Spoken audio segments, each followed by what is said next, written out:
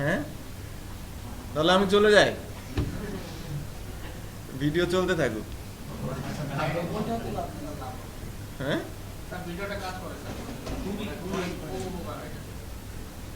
এই জন্যই ক্লাসে কনসেন্ট্রেটেরা কম করে, এই জন্য কম বোঝে। আচ্ছা, এই বড় মনিটরটা বিরক্ত করে খুব।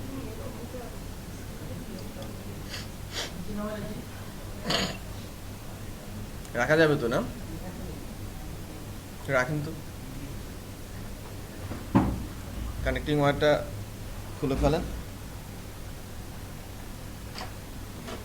সাদা একটা তার আমি খুলে দিয়েছি, একটু আস্তে করে তুলে জাস্ট মনিটরটা ওই কর্নারে সরে রাখ।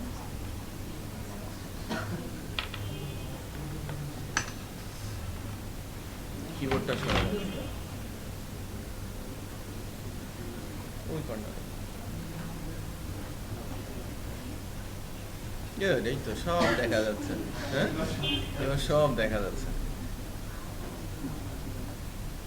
আচ্ছা, আমাদের কাজটা কি করতে যাচ্ছিলাম, আমরা একটা ফর্মের ডাটা একটা জায়গায় স্টোর করতে চাচ্ছিলাম, ডাটা বেসের ভেতরে স্টোর করতে চাচ্ছিলাম। স্টোর করতে চাচ্ছিলাম এমনভাবে যাতে ওই ডাটাটার উপরে ডাটা অপারেশন করা যায় প্রোগ্রামিং ল্যাঙ্গুয়েজ দিয়ে, তাই না? শুধু রাখলেই হবে না, ওটা তো অপারেশন করতে পারতে হবে আমাকে, তাই না? ইউজ করতে পারতে হবে আমাকে, দেখতে পারতে হবে, এডিট করতে পারতে হবে, ডিলিট করতে পারতে হবে, আর অনেক কিছু করতে পারতে হবে। তো আমরা চাইলে ফাইল সিস্টেমে ডাটা রাখতে পারি, বাট কোনো যখন সফটওয়্যার ডেভেলপ করা হবে, সফটওয়্যার ডেভেলপমেন্ট পিরিয়ডে ডাটাগুলো অর্গানাইজভাবে স্টোর করতে হয়, অনেক ডাটা আমাকে স্টোর করতে হয়, এবং ওই ডাটাগুলো ম্যানেজ করে আবার ফ্রন্ট এন্ডে ডিসপ্লেও করতে হয়।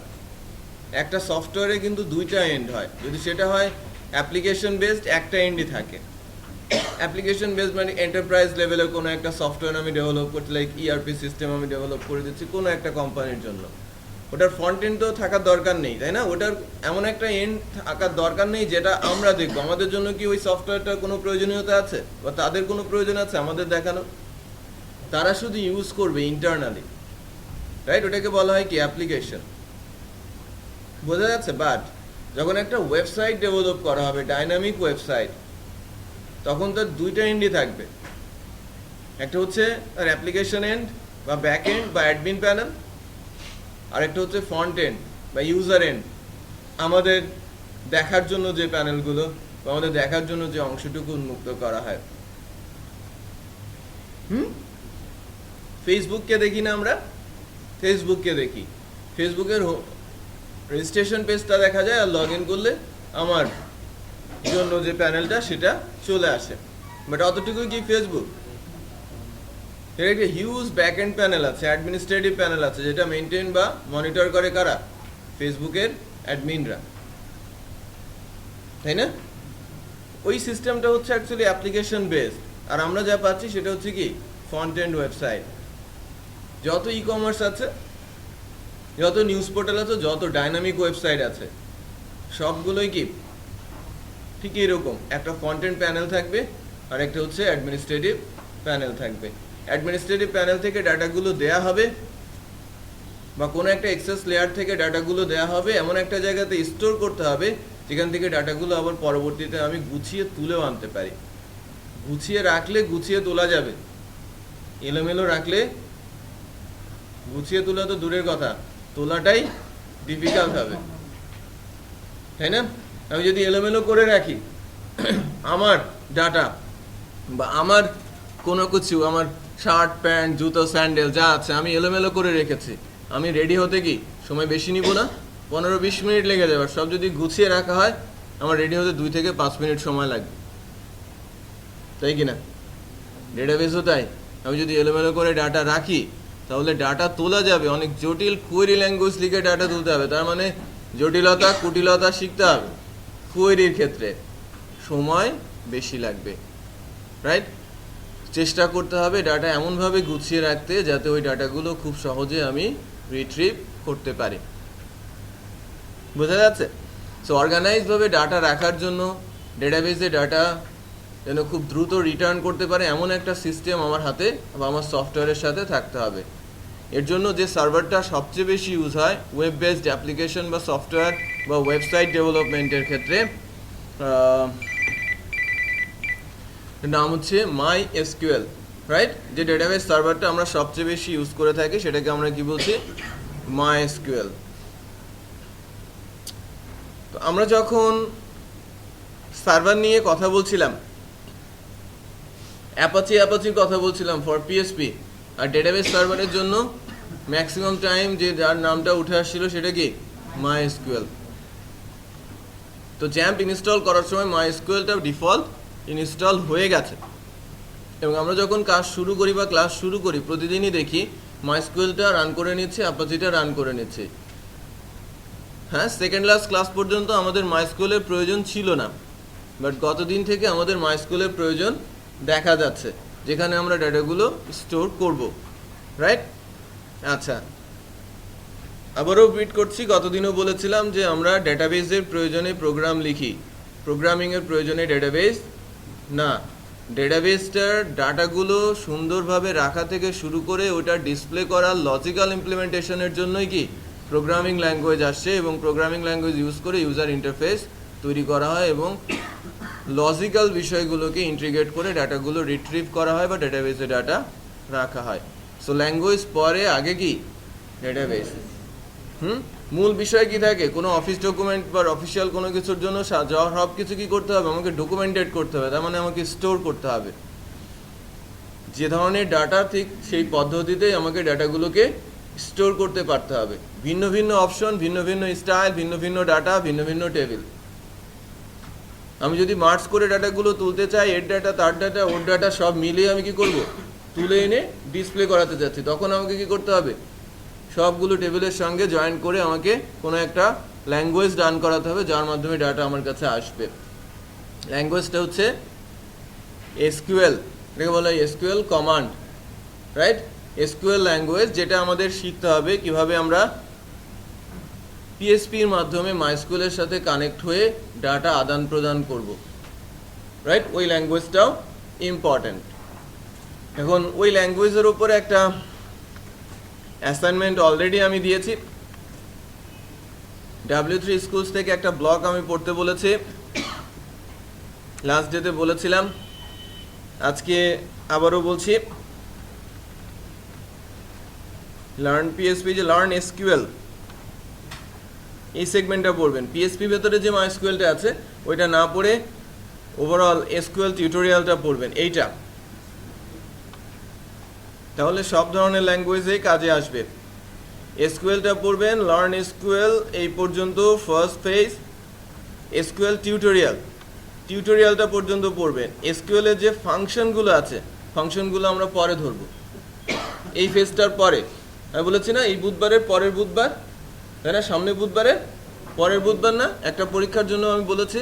সো এইগুলোর ওপরে, এখান থেকে শুরু হয়ে, এই যে উপর দিক থেকে শুরু হয়ে একদম SQL হোম থেকে শুরু হয়ে ইন্ট্রোডাকশন থেকে শুরু করে এই পর্যন্ত, হ্যাঁ, SQL DB ডাটা টাইপ, এই পর্যন্ত বেসিক লেয়ার পর্যন্ত আমরা পড়ব, ঠিক আছে? বেসিক লেয়ার পর্যন্ত আমরা পড়ব, তাহলে মোটামুটি বেশ কিছু বিষয় কভার হবে। তারপরে আমরা এই ভেতরের ফাংশনগুলোও পড়ব ওই বুধবারের থেকে আরও 15 দিনের মধ্যে, ঠিক আছে? তা দেখবেন যেন আমাদের MySQL বা SQL ল্যাঙ্গুয়েজের উপরে পুরো দখল চলে আসছে। আমাদের জটিল কোয়েরি কিন্তু নর্মালি লিখতে হয় না, যদি আমি ভালোভাবে ডেটাবেসটা ম্যানেজ করতে পারি। ডেটাবেসটাকে যদি ঠিকঠাক মতো নর্মালাইজ করা সম্ভব হয়, তাহলে SQL এ জটিল query, that means if then else query অথবা জয়েন কোয়েরি লিখতেই হয়। ইফ দেন এলস কোয়েরি লেখাটা প্রয়োজনই পড়ে না, যদিও ইফ দেন এলস কোয়েরি লেখারও অপশন আছে, অনেক ফাংশন আছে। বাট আমি চাইলে কি আমার SQL কমান্ডটাকে অনেক সিম্পল ওয়েতে লিখতে পারি, যদি আমাদের ডেটাবেসে ডাটাগুলো অর্গানাইজভাবে রাখতে পারি। বোঝা যাচ্ছে? প্রজেক্টে 100, 150, 200, 250, 300 টেবিল মতো হতে পারে। যখন প্রজেক্ট হবে, প্রজেক্টের ভলিউম অনুযায়ী এই টেবিলের সংখ্যা কিন্তু বাড়বে। একটা টেবিলের সঙ্গে একাধিক টেবিলের রিলেশন এস্টাবলিশ হতে পারে এবং ওই টেবিল থেকে ডাটা তুলতে গেলে একাধিক টেবিলের সঙ্গে আমাকে কোয়েরি লিখতে হতে পারে, এর জন্য আমাকে জয়েন করে লিখতে শিখতে হবে, রাইট? সো এই নলেজগুলো আস্তে আস্তে করে ডেভেলপ করবে আপনাদের মধ্যে। আপনারা যখন প্রফেশনাল লেভেলে যাবেন দেখবেন যেন অনেক কিছুই আপনাদের করতে হচ্ছে যা 6 মাস আগে বা 3 মাস আগেও মনে হতো যেন আমার জন্য এটা অনেক টাফ ইস্যু, বাট আপনারাই কিন্তু এই কাজগুলো 3 মাস 6 মাস পরে নিজেরাই করবেন। বোঝা যাচ্ছে? আচ্ছা, এবার যেটা আমরা বলছিলাম যে আমরা যখন প্রজেক্ট নিয়ে কাজ করতে যাচ্ছি, প্রজেক্টের কাজ করার জন্য আমি একটা ফর্ম বানিয়েছি। এই ফর্মের ডাটা আমি যখন স্টোর করতে চাইবো, আমার ডেটাবেস বানাতে হবে, ডেটাবেসের টেবিল তৈরি করতে হবে এবং ওই টেবিলের ভেতরে ডাটা স্টোর আমাকে করতে হবে। সো আমি ধরে নিচ্ছি যে লাস্ট ডেতে আমি কিছু বলি নাই, এই কারণে আবার শুরু থেকেই শুরু করেছি। তো এখন আমাদের ডেটাবেস সার্ভারটাতে এসেছে। এটা হচ্ছে আমাদের MySQL database server wizard, right? তো এখান থেকে আমি মাইস্কুয়েল ডেটাবেসকে ম্যানুয়ালি হ্যান্ডেল করতে পারি। আমি এখানে ডেটাবেস ক্রিয়েট করতে পারি, ডাটা টেবিল ক্রিয়েট করতে পারি, ডাটা রাখতে পারি, এসকিউএল কমান্ড দিয়ে ডাটা তুলতে পারি, এডিট করতে পারি, ডিলিট করতে পারি, সব কিছু এখানে করা সম্ভব। আমি যখন এসকিউএল জানি বা এসকিউএল শিখবো, তখন আপনি একটা ডেটাবেস তৈরি করবেন, প্রয়োজনীয় টেবিলগুলো তৈরি করবেন আর এসকিউএল লিখে লিখে সেটা এখান থেকে টেস্ট করবেন। W3 স্কুলসেও কিন্তু এসকিউএল লিখে লিখে টেস্ট করার অপশন আছে, আপনারা এখানে বসে বসেই টেস্ট করতে পারেন। এর জন্য আপনাকে ডাটা সেট, ডাটা টেবিল তৈরি করে নিতে হবে। এই প্র্যাকটিসটা কিন্তু আপনাদের করতেই হবে। তো আমরা আমাদের এই ফর্মেট ডাটাটাকে যদি স্টোর করতে চাই, আমাদের ফর্মেট ডাটাটা স্টোর করার জন্য একটা টেবিল, একটা ডেটাবেস ফার্স্টে তৈরি করে নিতে হবে। তো আমি ডেটাবেসটা তৈরি করছি DB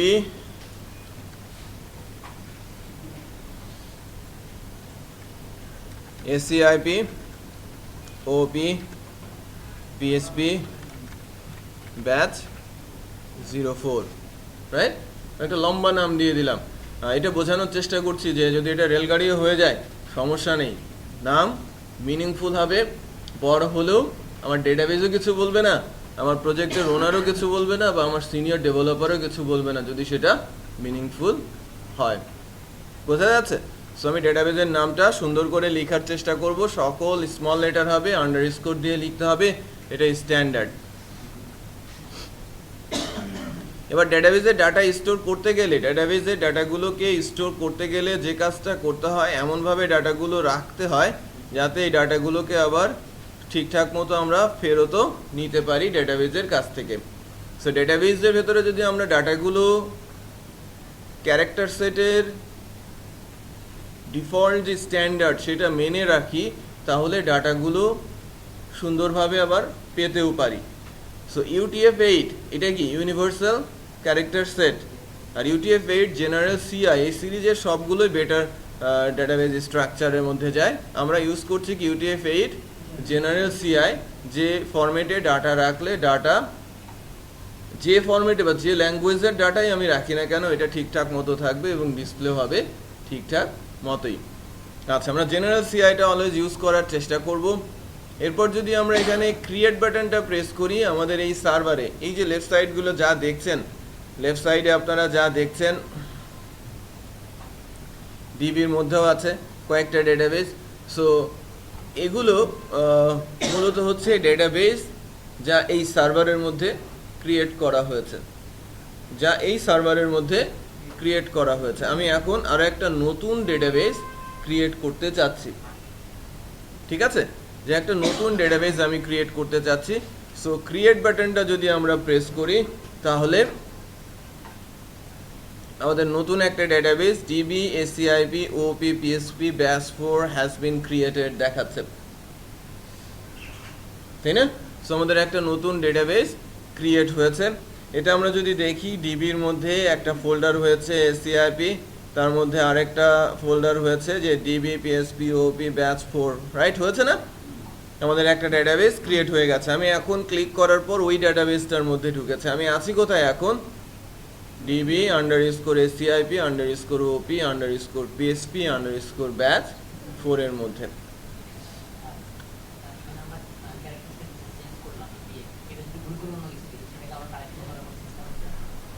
এডিট ডেটাবেসে যেতে হবে,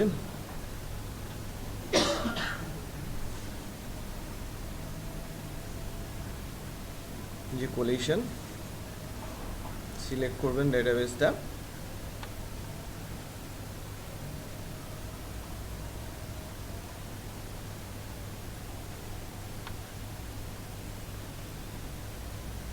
একটু প্রিভিলেজ চেক করা যায়, এর ভেতরে এটা চেঞ্জ অপশন আছে কিনা আমি একটু দেখি।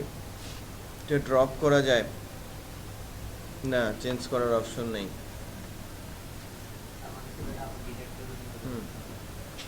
ঠিক আছে, অপশন নেই। আচ্ছা, নাও আমরা যে ডেটাবেসটাতে আছি এই পার্টিকুলার ডেটাবেসটার মধ্যে আছি। তো আমরা নর্মালি যেটা হয় সফটওয়্যার ডেভেলপমেন্টের ক্ষেত্রে আগে ডেটাবেস তৈরি হয়, তারপরে ফর্ম ডেভেলপ হয়। ডেটাবেস দেখে ডেটাবেসের টেবিল দেখে ফর্ম তৈরি করা হয়। আজান পড়ছে, তো শেষ হোক।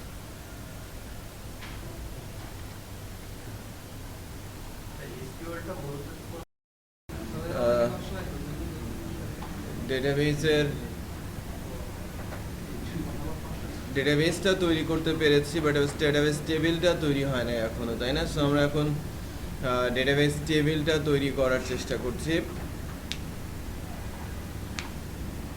1 2 3 4 অনুপস্থিত 5, এটা গেল কোথায়? 15 মিনিট ক্রস করে গেছে। আচ্ছা, আমরা ডেটাবেসের টেবিলটা তৈরি করা শুরু করি।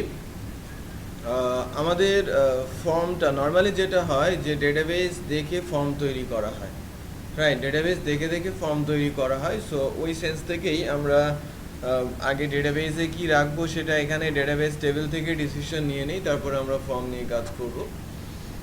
তো ফার্স্টে আমরা যে ডেটাবেস টেবিলটা তৈরি করব, টেবিলের নাম দিচ্ছি টিবিএল স্টুডেন্ট। প্রত্যেকটা টেবিলেই একটা ফিল্ড থাকতে হয় বা প্রাইমারি কি থাকতে হয়, এটা ম্যান্ডেটরি। হ্যাঁ, রিলেশনাল ডেটাবেস ম্যানেজমেন্ট সিস্টেমে প্রাইমারি কি, টেবিলে প্রাইমারি কি থাকাটা ম্যান্ডেটরি। হ্যাঁ, যে কোনো একটা না, প্রত্যেকটা টেবিলেই কি থাকতে হবে, প্রাইমারি কি থাকতে হবে। ওই ফিল্ডের ভ্যালু মানে প্রাইমারি কি ফিল্ডের ভ্যালু কখনো ডুপ্লিকেট হবে না। লাস্ট দিন যেভাবে আমি বলছিলাম, যখন কোনো একটা টেবিল আমরা তৈরি করব, টেবিলের কলামগুলো আমরা তৈরি করে ফেলবো, like ID, name, email, password, address. তারপরে ডাটাগুলো আসবে কি আকারে, রো আকারে ডাটাগুলো আসবে। বাই ডিফল্ট টেবিলটা কি থাকবে, ব্ল্যাঙ্ক থাকবে। এই যে আইডিটা, এই ফিল্ডটা অলওয়েজ টেবিলের মধ্যে থাকতে হবে। প্রত্যেকটা টেবিলেই আমাকে আইডি দিতে হবে এবং এটা ইন্টিজার টাইপ হতে হবে। প্রাইমারি কি বলতে বোঝায় যে এই ফিল্ডের ভেতরে যে ভ্যালুগুলো আসবে কখনোই কি ডুপ্লিকেট হবে না। এই যেখানে ডুপ্লিকেট হয়েছে না, 1 ডুপ্লিকেট, এটা করা যাবেই না। অলওয়েজ কি হবে, ইউনিক হবে। বোঝা যাচ্ছে? এই কারণে মাইস্কুয়েল ডেটাবেসে একটা সিস্টেম আছে, ইন্ডেক্স, প্রাইমারি, আর পাশে আছে এআই, অটো ইনক্রিমেন্ট। ওটা যদি টিক মার্কস দিয়ে দেই, এই ফিল্ডের ভ্যালু সে নিজেই দিয়ে দেয়, আমাদের দিতে হয় না। যখনই একটা রো ইনসার্ট হয়, আগের রোয়ে আইডিটা কত ছিল সেটা দেখে 1 যোগ করে পরের রোতে বসিয়ে দেয়।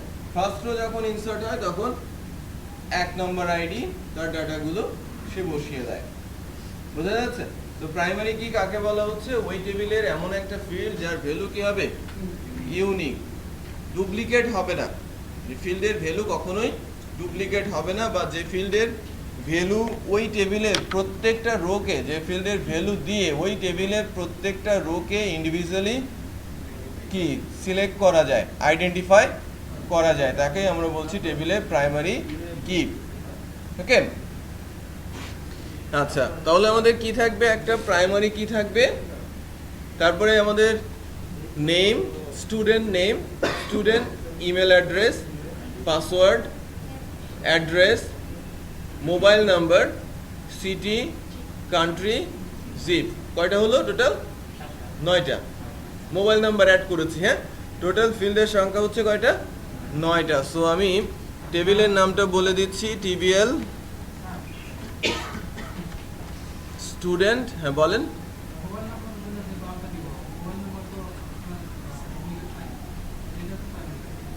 না, এটা প্রাইমারি কি হবে না। ঠিক আছে, আমি মোবাইল নাম্বার দিয়ে কাউকে ইউনিকলি আইডেন্টিফাই করব না, আমরা আইডেন্টিফাই করব কোনো একটা স্পেসিফিক নাম্বার দিয়ে। ঠিক আছে,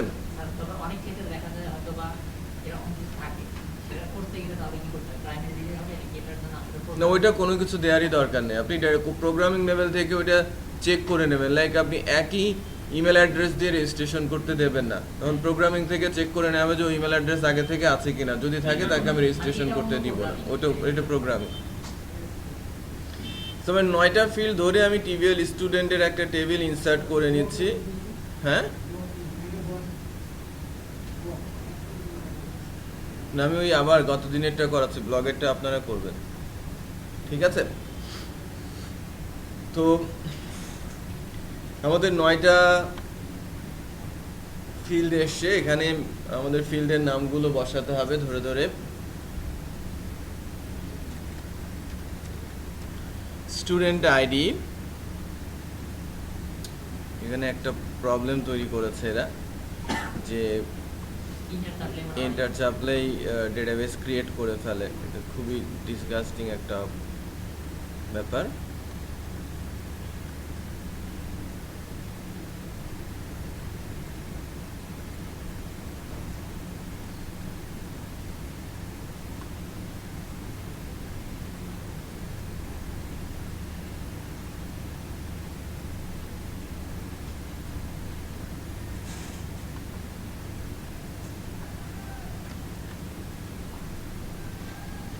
স্টুডেন্ট ফিল্ড কয়টা আমি বলেছি? 9টা। গো প্রেস করছি। স্টুডেন্ট আইডি, আমি আইডি বলছি যে 1 লাখের উপরে আমি রেকর্ডগুলো রাখবো। আমি লেন্থ কত বলেছি? 6। এখান থেকে এসে ইন্ডেক্স বলে দিতে হবে, আইডিটা প্রাইমারি, আর ফিল্ডের ভ্যালুটা কি হবে? Auto increment, AI. ঠিক আছে, ফিল্ডের ভ্যালুটা অটো ইনক্রিমেন্ট। তাহলে সেটা কি হয়ে গেল? প্রাইমারি কি হয়ে গেল, রাইট? প্রাইমারি কিগুলোকে অটো ইনক্রিমেন্ট করে দিতে হয়, আদারওয়াইজ ওই ফিল্ডে ডাটা যখন ইনসার্ট হয় তখন এরর দেখায়। তো যখনই কোনো একটা টেবিলে প্রাইমারি কি আমরা তৈরি করব, এটা ইন্টিজার টাইপের হবে, লেন্থ আমরা নিজের মতো করে সেট করব, বাট অবশ্যই সেটাকে অটো ইনক্রিমেন্ট দিয়ে রাখবো, এআই দিয়ে রাখবো। বোঝা যাচ্ছে? আচ্ছা, student ID, student name, student নেমটা আমি ভার্কারে রাখছি এবং নেমটাকে আমি 50 ক্যারেক্টার দিচ্ছি, এটা স্ট্যান্ডার্ড ভ্যালু, কম বেশি হতে পারে। ইন্টিজার লেন্থ 6 এর মিনিং হচ্ছে আমি যখন ইন্টিজার, এটাকে বলছি ইন্টিজার 6, তো প্রত্যেকটা বক্সের জন্য 12 বাইট করে জায়গা অ্যালোকেট হচ্ছে প্রত্যেকটা বক্সের জন্য। এখানে 1 থাক, 2 থাক, 3 থাক, কারণ 1 ক্যারেক্টার, এখানে কতটুকু জায়গা নেওয়ার কথা ছিল? 2 বাইট। বাট যেহেতু বক্সের জন্য অ্যালোকেট হয়েছে 6 ইন্টিজার করে, প্রতিটা বক্সের জন্য অতটুকু জায়গা ধরে নেবে। আমার 1 থাকুক আর 9,99,999 থাকুক, সবার জন্য সেম সাইজই অ্যালোকেট হবে। বাট যখন আমি বলছি নেম ভার্কার 50, আমার যদি এখানে নেম আসে 12 ক্যারেক্টারের, বা আমার নেম আসে 22 ক্যারেক্টারের, এখানে 22 বাইট জায়গা নেবে। 1 ক্যারেক্টার 1 বাইট। যদিও এই বক্সের জন্য অ্যালোকেট আছে কত? 50 ভার্কার, তার মানে 50 বাইট। বাকি জায়গাটুকু সে কি করে দেবে? রিলিজ করে দেবে। বোঝা যাচ্ছে? সো ইন্টিজার এবং ভার্কার ডাটা টাইপ দেওয়ার ক্ষেত্রে আমরা সতর্ক থাকব, এবং ম্যাক্সিমাম কেসেই আমরা যেখানে ম্যাথমেটিক্যাল অপারেশন নেই ওখানে আমরা ভার্কার ইউজ করার চেষ্টা করব। হ্যাঁ, ইন্টিজার ঠিক ওখানেই হবে, বা ইন্টিজার ফ্লোট ডাবল ঠিক সেখানেই দিব যেখানে ম্যাথমেটিক্যাল অপারেশনের প্রয়োজন আছে। ঠিক আছে?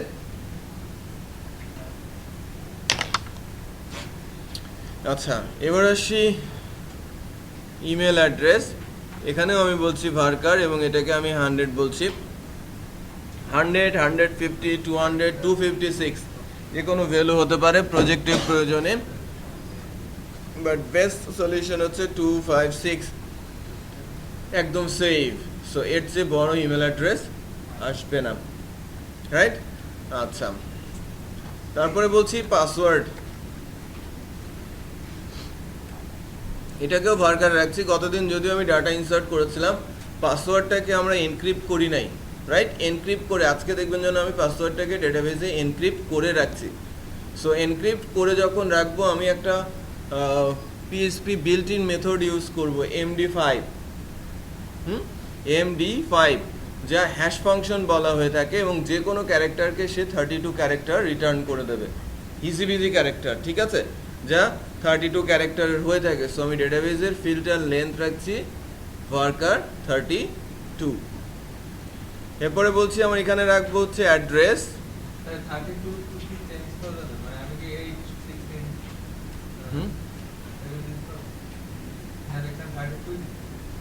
আমি যে ফাংশনটা ইউজ করব সে অলওয়েজ 32 ক্যারেক্টারে রিটার্ন করে। আমি যদি মনে করি যে পাসওয়ার্ডটা রাখবো এবং পাসওয়ার্ডটা ডেটাবেজে দেখা যাবে, আপনি যে কোনো লেন্থই দিতে পারেন, লাইক আপনি 20 ক্যারেক্টার, 30 ক্যারেক্টার অথবা 50 ক্যারেক্টার আপনি দিয়ে রাখলেন যে এই লেন্থের পাসওয়ার্ড হবে। বাট আপনার ইউজার যে লেন্থের পাসওয়ার্ডই দেখ না কেন, সে তাকে এনক্রিপ্ট করে আমরা 32-তে কনভার্ট করে রেখে দিব। 32 এর বেশি হবে না, 32 এর চাইতে কমও হবে না, অলওয়েজ 32 ডিজিট রিটার্ন করবে। একটা স্পেসও সে 32 ডিজিটে কনভার্ট করবে, 1কেও সে 32 ডিজিটেই কনভার্ট করবে। না, আমার জায়গাটায় আমার পাসওয়ার্ডটা কি সিকিউর অবস্থায় থাকবে। আমার অ্যাপ্লিকেশনে ডেটাবেস যদি চুরি হয়ে যায়, ইউজার আইডি জানলেও সে পাসওয়ার্ড জানে না। বুঝতে পেরেছেন? না,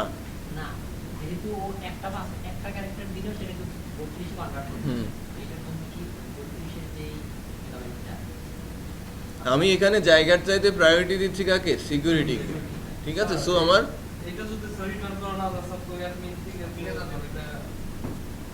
নতুন করে পাসওয়ার্ড জেনারেট করে দিব তাকে, অথবা তার ইমেলে আমি লিংক পাঠিয়ে দিব, তুমি এখান থেকে রিসেট করে নাও। টেস্ট করার অনেক ওয়ে আছে।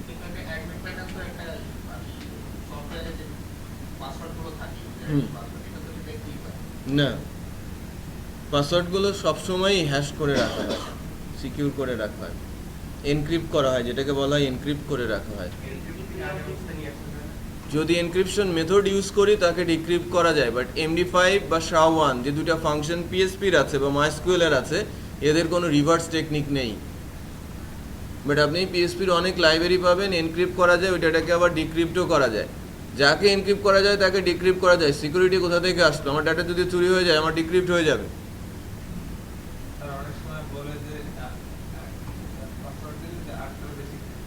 জাভাস্ক্রিপ্ট দিয়ে করে, জাভাস্ক্রিপ্ট দিয়ে ভ্যালিডেশন করা হয়। এখানে 8টা দিতে হবে, এখানে এটা দিতে হবে, সেটা দিতে হবে, যে কোয়েরি বলা হয়। হ্যাঁ হ্যাঁ, এটাকে যে কোয়েরি ভ্যালিডেশন বলা হয়ে থাকে। যে কোয়েরি দিয়ে এটা এই রুলসগুলো সেট করা হয়।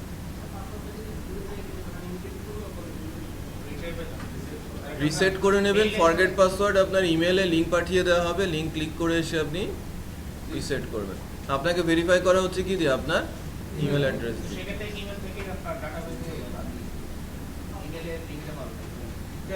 আপনার ইমেল অ্যাড্রেস, আপনি ভ্যালিড ইউজার কিনা আপনার ইমেলে আপনি ইমেল বসাবেন। ভ্যালিড ইউজার হলে আপনার ইমেলে একটা লিংক পাঠিয়ে দিব আমরা। হ্যাঁ, ডেফিনেটলি একটা আপনার সিস্টেম ইমেল থেকে যাবে। ইমেল সার্ভার দিয়ে ইমেল করা হবে, পিএসপি প্রোগ্রামিংয়ের মাধ্যমে আপনাকে ইমেল করে দেওয়া হবে। বুঝতে পেরেছেন? পিএসপি প্রোগ্রামিংয়ের মাধ্যমে আমি আপনাকে চিনবো, একটা ইমেলের স্ট্রাকচার রেডি করে আপনার ইমেলে সেন্ড করে দেব। পিএসপি মেল টু ফাংশনই আছে, সহজ function. To address, form address, to address, header, body pass করে দিলেই ইমেল চলে যাবে। মেল টু একটা বিল্ট ইন ফাংশনই আছে। না, কারণ আমি তার ইমেল অ্যাড্রেস চেক করে এসেছি, সে ভ্যালিড ইউজার, তার পুরোনোটা জানার দরকার নেই, সে নতুন ইমেল অ্যাড্রেস সেট করে দিয়ে হয়ে যাবে।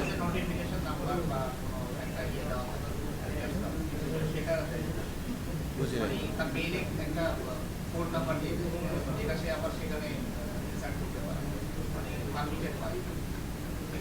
এটা ডিফারেন্ট ইমেল, ওটাকে অ্যাক্টিভেশন ইমেল বলা হয়। অ্যাকাউন্ট অ্যাক্টিভেশন ইমেল বলা হয়। আপনি মিসম্যাচ করছেন, ওটা একটা আইডি সেট করে দেওয়া হয়, ওই আইডিটাকে এনক্রিপ্ট করে পাঠানো হয়, ওটাকে আবার ডিক্রিপ্ট করে আপডেট করা হয়। বুঝতে পেরেছেন? তো দুটো টোটালি ডিফারেন্ট থিংস। যে আমার ইউজার, আমি তাকে পাসওয়ার্ড চেঞ্জ করতে দিব কখন? যখন সে ভ্যালিড। সে তার পাসওয়ার্ড ভুলে গেছে, ভুলে গেলে তাকে আমি পাসওয়ার্ড চেঞ্জ করার একটা লিঙ্ক পাঠাবো। কোথায়? আমার ইমেলে না, আপনার ইমেলে, তার ইমেলে। সে ওই ইমেলটা অন করছে বলে সে ইমেলটা খুলতে পারবে, লিঙ্ক ক্লিক করে এসে পাসওয়ার্ড চেঞ্জ করতে পারবে। আমার অ্যাপ্লিকেশনের সাথে কানেক্টেড, আমার সাইট থেকেই তো লিঙ্কটা যাবে। ক্লিক করলে আমার সাইটে একটা পেজে আসবে যেখানে নতুন দুটো পাসওয়ার্ড দিয়ে আপডেট করে দেবে। বুঝতে পেরেছেন? লিঙ্কে আপনারা কি এরকম কোনো সাইটে যান নাই, বা পাসওয়ার্ড ফরগেট হয়ে গেছে না, লিঙ্ক পাস করে দেয়, ক্লিক করলে পাসওয়ার্ড দিতে বলে? এটা তো আমাদের সাইটেরই একটা অংশ। হ্যাঁ, রিসেট পাসওয়ার্ড লিঙ্ক, ঠিক আছে? বা সাইটে অ্যাক্টিভেশন ইমেল, যখন আপনি রেজিস্ট্রেশন করেন, আপনি এই ইমেলের ওনার কিনা, আপনি তো আমার ইমেল অ্যাড্রেস দিয়েও রেজিস্ট্রেশন করতে পারেন, পারেন না? নিষেধ করবে কেউ? করবে না। আপনি আমার ইমেল অ্যাড্রেস জানেন, বাট আপনি যখন কোনো একটা সাইটে রেজিস্ট্রেশন করতে যাবেন, কি ইমেল অ্যাড্রেস দেবেন? আপনারটাই তো দেবেন। আপনি যেটা দেবেন সেই ইমেল অ্যাড্রেসেই আমরা লিঙ্কটা পাঠাবো, যে আপনি ভ্যালিড ইউজার কিনা সেটা জানার জন্য আপনি লিঙ্কটা প্রেস করেন, আপনি অ্যাক্টিভ হন। বুঝতে পেরেছেন? তখন একটা আইডেন্টিফিকেশন নাম্বার সহ একটা ইমেল পাঠানো হয়, ওই লিঙ্কটা প্রেস করলেই আপনি অ্যাকাউন্টটা বা আপনার অ্যাকাউন্টটা অ্যাক্টিভ হয়ে যায়। দুইটা ইমেল টোটালি ডিফারেন্ট, একটা হচ্ছে অ্যাক্টিভেশন ইমেল আর একটা হচ্ছে পাসওয়ার্ড রিসেট ইমেল। ওকে, আর আমরা পিএসপির মাধ্যমে খুব সহজে ইমেল পাঠাতে পারি। বোঝা যাচ্ছে? আচ্ছা, আমরা পাঠাবো আর কি, আমাদের সিস্টেম থেকে আমরা ইমেল পাঠিয়ে দেখব। তো অ্যাড্রেসটা কি হচ্ছে? টেক্সট। এরপরে কি আছে? Mobile number.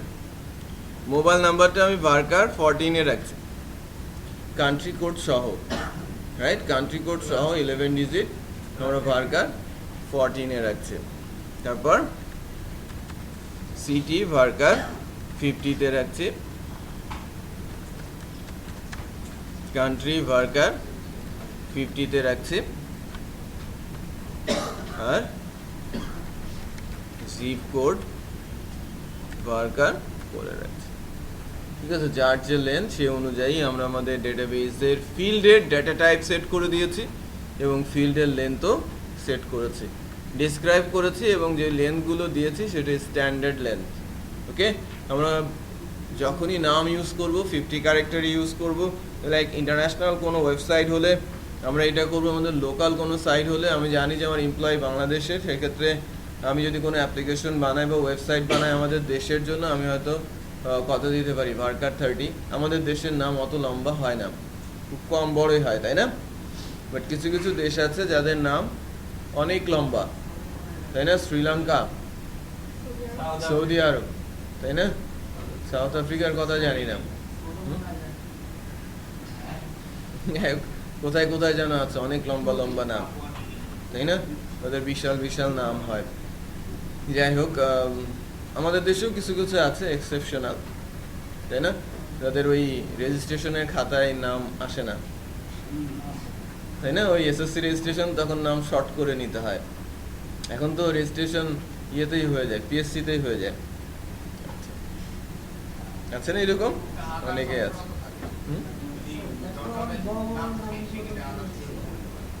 না, ওই আমার রেজিস্ট্রেশন ফর্ম বলতে আমি বোঝাচ্ছি যে এসএসসি বা এসএসসি রেজিস্ট্রেশন ফর্ম দিতে হয় না, আমাদের ঘর পূরণ করে করে রেজিস্ট্রেশন ফর্ম ফিল আপ করতে হয়। আমার এক ফ্রেন্ড ছিল, ওর নাম ধরে নাই, পরে শর্ট করা হয়েছে। ওর নামটা ছিল এরকম, আবু তৈয়ব মোহাম্মদ বদরুদ্দোজা সোহেল।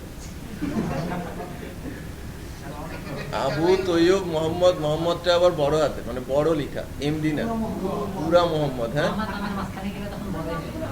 আবু তৈয়ব মানে কয়েকজনের নাম, আবু তৈয়ব মোহাম্মদ বদরুদ্দোজা সোহেল হতে পারে। এমন কিভাবে কিভাবে এসেছে?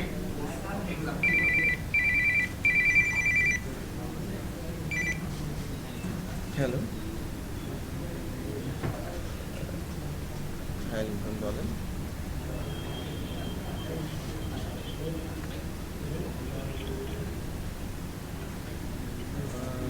আপনি আগামীকালকে আমাদের অফিস আচ্ছা, আমাদের ফর্মের ফিল্ডগুলো বা আমাদের ডেটাবেস ফিল্ডগুলো লেখা হয়ে গেছে, ডাটা টাইপ লেখা হয়ে গেছে, লেন্থ আমরা লিখে ফেলেছি। এখন সেভ বাটন প্রেস করলেই টেবিল হয়ে যাবে।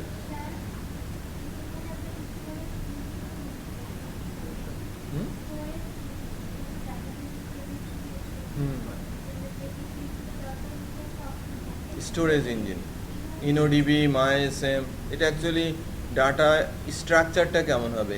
কম্পিউটার সায়েন্স অ্যান্ড ইঞ্জিনিয়ারিংয়ে ডাটা স্ট্রাকচার পড়ানো হয় না, যে কোন পদ্ধতিতে ডেটাবেসের ভেতরে ডাটাগুলো সে রেখে দেবে।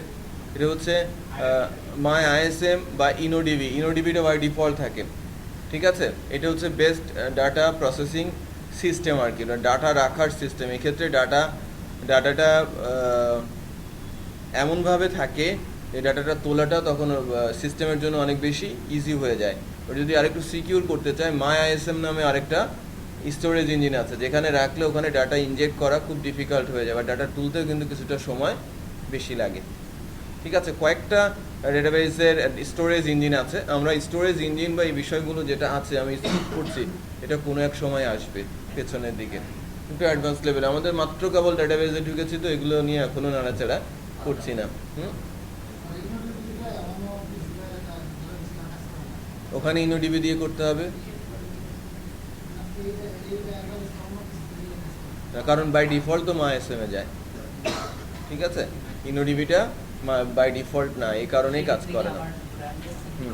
এডিট করা যায়, ডেটাবেস ক্রিয়েট করে ওর সঙ্গে ইনোডিবি জায়গায় মাইএসএম ওই ফাইলটার মধ্যে চেঞ্জ করে নিতে হয়।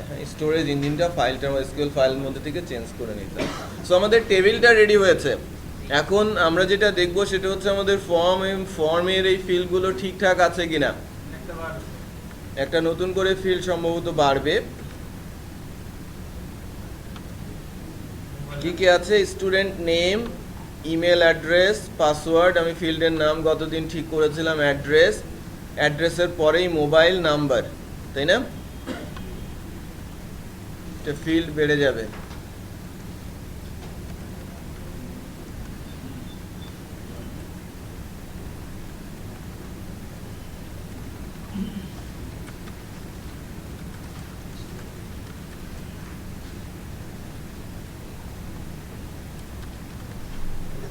Mobile number. একটা জিনিস একটু খেয়াল করে দেখি, যে আমরা গতদিন যেটা স্ক্রিপ্ট করেছিলাম আজকে ওই বিষয়টা একটু অ্যাড করে দিব। সবাই একটু খেয়াল করেন, হ্যাঁ, অমনোযোগী হয়ে যাচ্ছে সবাই। আমরা ডেটাবেসে যেভাবে ফিল্ডের লেনগুলো দিয়েছি, ঠিক আছে, আমরা ডেটাবেসে যেভাবে ফিল্ডের নেমগুলো দিয়েছি, যে like student name varchar 50, email address varchar 256, password 32। So পাসওয়ার্ডটাকে বাদ দিয়ে বাকি যে ফিল্ডগুলোতে আমি লেন্থ দিয়েছি, সেই লেন্থ অনুযায়ী ফিল্ডের ম্যাক্স লেন্থ যেটা আছে সেটা সেট করে দিতে হবে। যে লাইক আমি বলছি যে স্টুডেন্ট নেম আমি রাখবো কত, 50 ক্যারেক্টার। সো সে টাইপই করতে পারবে কতটুকু, 50 ক্যারেক্টার, বেশি সে টাইপ করতে যেন না পারে। ইমেল অ্যাড্রেস 256 এর বেশি যেন সে টাইপ করতে না পারে। Mobile number, city, country, zip code যেন এর বেশি সে টাইপ করতে না পারে। এই ব্যবস্থা আমাকে করে দিতে হবে। সো HTML এর একটা অ্যাট্রিবিউট আছে, অ্যাট্রিবিউটটার নাম হচ্ছে ম্যাক্স লেন্থ। আমি যদি বলি ম্যাক্স লেন্থ 50, সে 50 ক্যারেক্টারের বেশি টাইপ করতে পারবে না। সো ডেটাবেস ফিল্ডের লেন্থ দেখে আমাদের এই ম্যাক্স লেন্থটা সেট করতে হবে।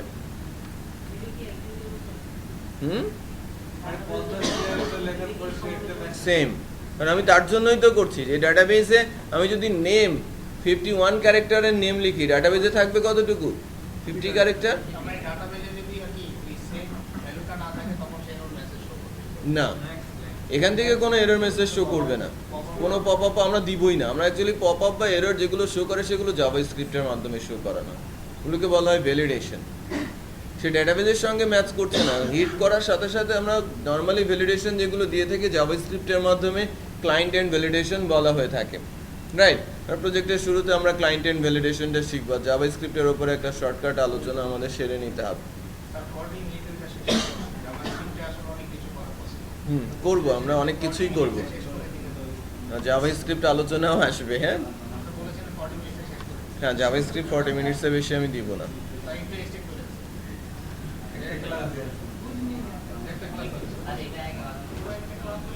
আপনারাই করতে চাইবেন না।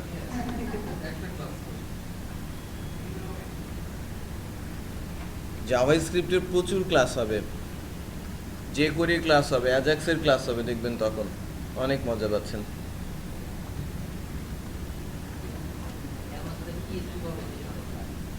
পিএসপি তো এর ভেতরে চলতেই থাকবে, তো এগুলো সব ইন্টিগ্রেশন আর কি।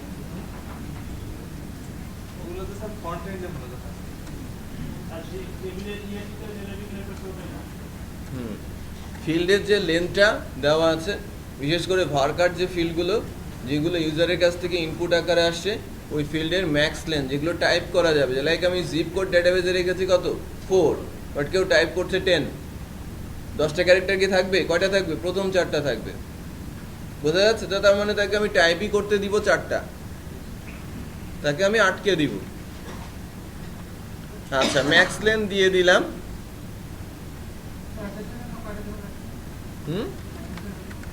অ্যাড্রেস তো আমার টেক্সট, এখানে কোনো কিছু নেই, টেক্সটের কোনো লেন্থ নেই। দেখেন আমি টাইপ করতে যাচ্ছি, আমি 4টার বেশি টাইপ করতে পারছি না। আচ্ছা, নাও এখন যেটা আমাদের করতে হবে, এই ফর্মের ডাটাটা আমাকে ডেটাবেস পর্যন্ত নিতে হবে, এবং এটা আমরা নিব ওপি প্রসেসে, object oriented programming model follow করে। সেটা আমাদের ভিউ ফাইল, আমাদের কোনো একটা ক্লাস ফাংশনের মাধ্যমে এই ডাটাটা ডেটাবেসের মধ্যে সেভ করে দিতে হবে। ক্লাসের একটা ফাংশনের মাধ্যমে ডেটাবেসে ডাটাটা সেভ করতে হবে। সো আমি আগে এই ফর্মটাকে সাবমিট করি। ফর্মটাকে যখন সাবমিট করা হয়, ফর্মটাকে সাবমিট করলে আমরা যেভাবে ডাটাগুলো পাঠাই আর কি, সেটা যদি একটু দেখি, আমরা যদি মেথড পোস্ট রাখি তাহলে ডাটা যাবে কোথায়? পোস্ট অ্যারেতে। আর অ্যাকশন আমার কি আছে? ব্ল্যাঙ্ক। আপনার পাশে কি একজন ছিল না? চলে গেছে। আপনার পাশে একজন ছিল না? চলে গেছে। হ্যাঁ, বুঝতে পেরেছি।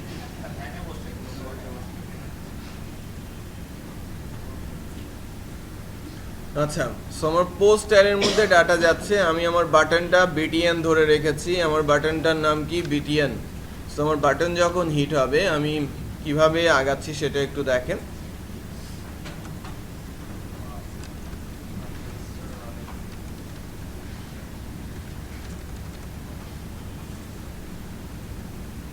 আমি বলছি ইফ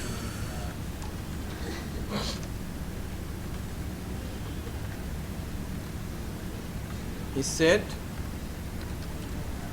post বাটন, তাই না?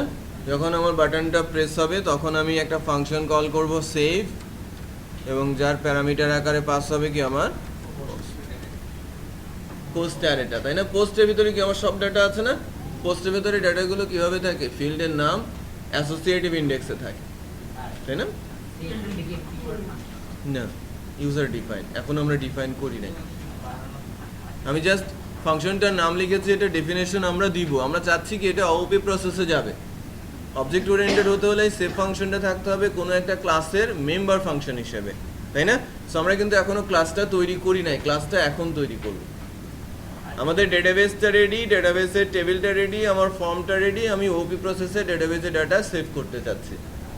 এখানে কল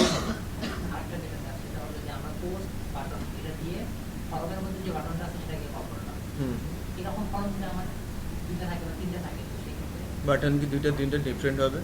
বাটনের নাম কোন ফর্মটা প্রেস হলো সেটা আমি জানতে পারবো, আলাদা হতো। আচ্ছা, এবার আমি একটা কাজ করি, আমি ডে 17 এর মধ্যে একটা ফোল্ডার করে নিচ্ছি ক্লাসেস নামে।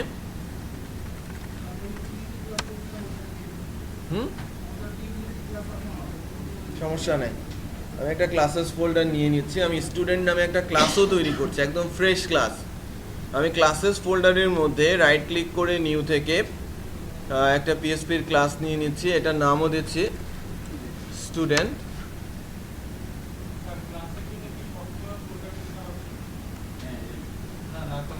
স্ট্যান্ডার্ড প্র্যাকটিস, হ্যাঁ, ক্লাসগুলো, ভিউ ফাইলগুলো, ঠিক আছে, ইনক্লুডেড ফাইলগুলো আলাদা আলাদা থাকবে। এটা তো র প্রসেসে যাচ্ছে, এখানে কোনো স্পেসিফিক মডেল নেই। সো আমরা ক্লাসগুলো আলাদা করে রাখবো, ভিউ পেজগুলো আলাদা করে রাখবো, ঠিক আছে, ইনক্লুড ফাইলগুলো আলাদা করে রাখবো, আমার মাস্টার পেজটাকে আলাদা করে রাখবো। এটা হচ্ছে রুলস, স্ট্যান্ডার্ড, তাহলে খুঁজে পেতে সহজ হবে আমাদের, ঠিক আছে। সো আমি আমার স্টুডেন্ট ক্লাসটাকে দিয়ে দিয়েছি। এখন আমার টার্গেটটা কি, স্টুডেন্ট ক্লাসের ভেতরে একটা ফাংশন লেখা। ফাংশনটার নাম বলছি সেভ।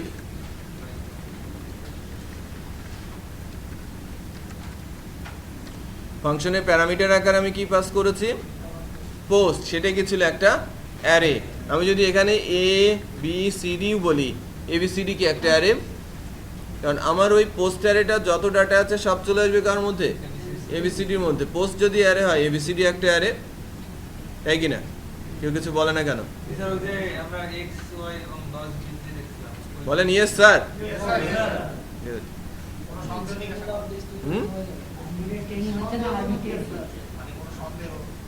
নেই, কোনো সন্দেহ নাই। হ্যাঁ, একটু বড় জোরে বলতে হবে। হ্যাঁ,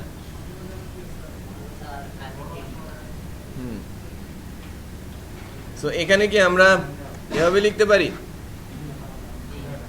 এভাবেও লেখা যায়। এটা মিনিংফুল একটা নাম হয়েছে, ডাটা বলেছে। তো ওখান থেকে পোস্টের ভেতরে যা আছে সবগুলো আমার এই হবে, পোস্ট দিলে হবে। বাট ওখান থেকে আমি পোস্ট অ্যারে পাঠাচ্ছি, এখানেও পোস্ট দিলে কি দেখতে যেন কেমন দেখা যায়। হ্যাঁ, ওটাকে একটু সুন্দর করার জন্য, হ্যাঁ, বিষয়টাকে আরেকটু মোট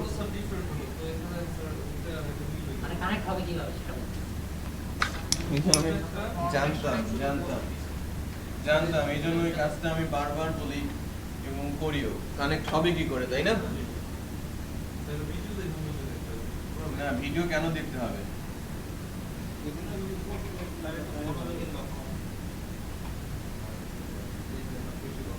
এক্স এ কি যায়, ও কি বলবে, এক্স এর মধ্যে কি যাবে, আর ওয়াই এ, তাহলে ওখানে পোস্ট থাকলে এখানে ডাটার মধ্যে কি আসবে,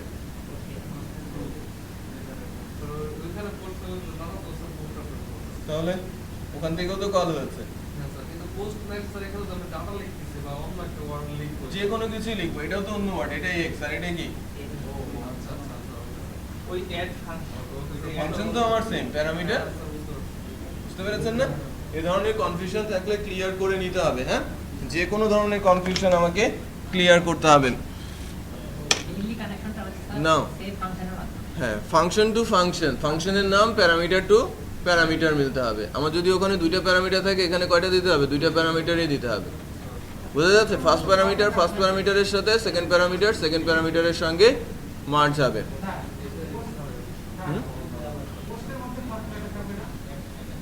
পোস্টের মধ্যে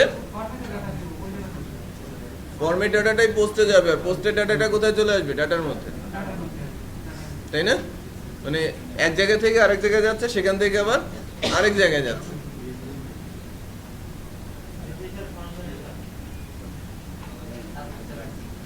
হ্যাঁ, এইটা ফাংশনের কাজ না, ফাংশনের কাজ তো হবে ভেতরে। বুঝতে পেরেছেন?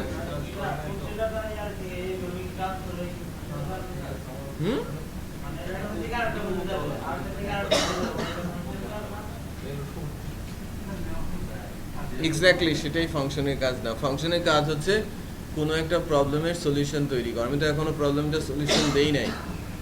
ফাংশনের কাজ কি, সেভ ফাংশনের কাজ হচ্ছে এই ডাটার মধ্যে যে ভ্যালুগুলো আমি নিয়ে আসছি এটা ডেটাবেজে সেভ করা। আর সেভের কাজটা কি করেছি, শুধু ডাটা ট্রান্সফার হয়ে এসেছে আমার কাছে, ডাটাটা এসেছে, তারপরে ওটার উপরে অপারেশন আমাদের করতে হবে। বাট ইন্টারেস্টিং বিষয় হচ্ছে যে আমরা একটা ক্লাসের ফাংশন কল করেছি সরাসরি, পারবো? সরাসরি কোনো ফাংশন কল করা যায়? সরাসরি কোনো ক্লাসের ফাংশন কল করা যায়? কল করা যায় না। কি করতে হয়? আগে লিঙ্ক করতে হয় না? রিকোয়ার ওয়ান্স আমার ক্লাস ফোল্ডার, তারপরে ক্লাসের ভেতরে আমার কি আছে, স্টুডেন্ট ক্লাস। ক্লাসটাকে লিঙ্ক করলাম, তারপরে অবজেক্ট তৈরি করছি, student object, new class name, এটা একটা কিওয়ার্ড, নিউটা হচ্ছে কিওয়ার্ড। মনে করেন আপনি আপনার একটা কপি তৈরি করতে চাচ্ছেন, আমরা লিখছি যে ইনস্ট্যান্স ইকুয়াল নিউ সাত্তার, তাহলে আরেকটা সাত্তার হয়ে যাবে, সাত্তারের একটা ইনস্ট্যান্স তৈরি হয়ে যাবে।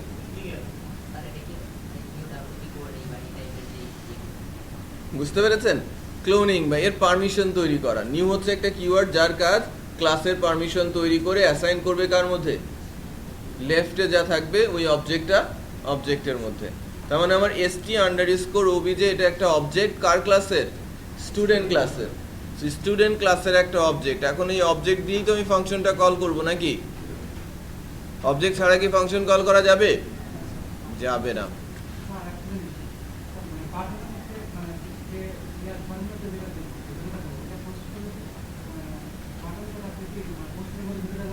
হ্যাঁ, তাই তো করে এসেছি এতদিন, ওই যে যোগ বিয়োগ করলাম, তাই না? ক্যালকুলেটর বানালাম না, সার্চ করালাম, পাসওয়ার্ড জেনারেট করলাম, প্রতিবার কি পোস্টের ভ্যালুই তো আমরা নিয়ে কাজ করেছি, তাই না? মনে পড়েছে যে ওখানে কেন সময়টা দেওয়া হলো? বুঝতে পেরেছেন না? যে আমি যখনই বাটন প্রেস করি বা সাবমিট বাটন প্রেস করি, আমার মেথড যাই হোক ওই মেথডের উপর বেস করে ফর্মের ডাটাগুলো কোথায় চলে যাবে, পার্টিকুলার অ্যারেতে। আমি যখন মেথড ইউজ করছি কি পোস্ট, আমার ডাটা চলে যাবে কোথায়, পোস্ট অ্যারেতে। আমার যদি গেট প্রেস করি মানে গেট মেথড থাকে, তাহলে ডাটা চলে যাবে কোথায়, গেট অ্যারেতে। ওকে, তখন মেথড আছে পোস্ট, আমার ডাটা চলে আসছে কোথায়, পোস্ট অ্যারেতে। এখান থেকে তো আবার চলে যাচ্ছে আমার এই ডাটা অ্যারেতে, এখান থেকে আবার চলে যাচ্ছে ডাটাবেজ। হ্যাঁ, আচ্ছা, এখনো এখান থেকে আমরা ডেটাবেজে ডাটা পাঠাই নেই। ডেটাবেজে ডাটা যে আমি দিব, ডেটাবেজের কানেকশনটা আমার লাগবে না? এবং ডেটাবেজের কানেকশনটা এমন একটা জায়গাতে রাখতে হবে যেন এই ক্লাসের সবগুলো ফাংশনই সেই কানেকশনটা পেয়ে যায়। সো গ্লোবাল এরিয়াটাকে বলা হচ্ছে কি ক্লাস কনস্ট্রাক্টর, রাইট? সো আমরা ক্লাসের একটা কনস্ট্রাক্টর তৈরি করি, কন্ট্রোল স্পেস দিয়ে আমি কনস্ট্রাক্টরটা জেনারেট করে নিয়েছি। ঠিক আছে, আমি ক্লাসের কনস্ট্রাক্টরটাকে তৈরি করার চেষ্টা করছি। কনস্ট্রাক্টরের মধ্যে কি থাকবে, ডেটাবেজের কানেকশন এবং ডেটাবেজ সিলেকশন, ডেটাবেজের কানেকশন এবং ডেটাবেজ সিলেকশন।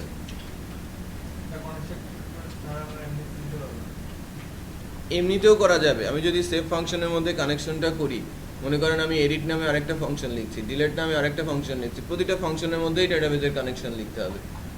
আর যদি কনস্ট্রাক্টরের মধ্যে দিয়ে রাখি, এই কানেকশন হয়ে গেল, অন্য কোথাও আর বারবার লিখতে হচ্ছে না। মনে করেন কানেকশনের জন্য আমাকে 10টা লাইনের কোড লিখতে হয়, ওই কোডটা যদি আমি কনস্ট্রাক্টরে দিয়ে রাখি, আমি নিচে যদি 10টা ফাংশন বা 20টা ফাংশনে ইউজ করি, প্রত্যেকেই কানেকশনটা পেয়ে যাবে। আদারওয়াইজ ইন্ডিভিজুয়াল ফাংশনের মধ্যে প্রতিবার আমাকে কানেকশন করতে হবে। কোনটা বেটার?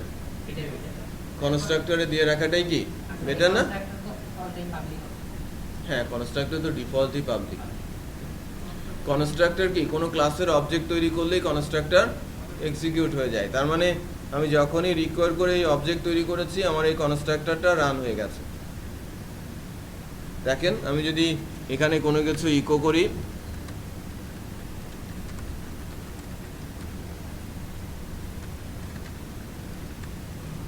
আমি বলছি ইন কনস্ট্রাক্টর, আমি রান করাচ্ছি কি আমার অ্যাড স্টুডেন্ট।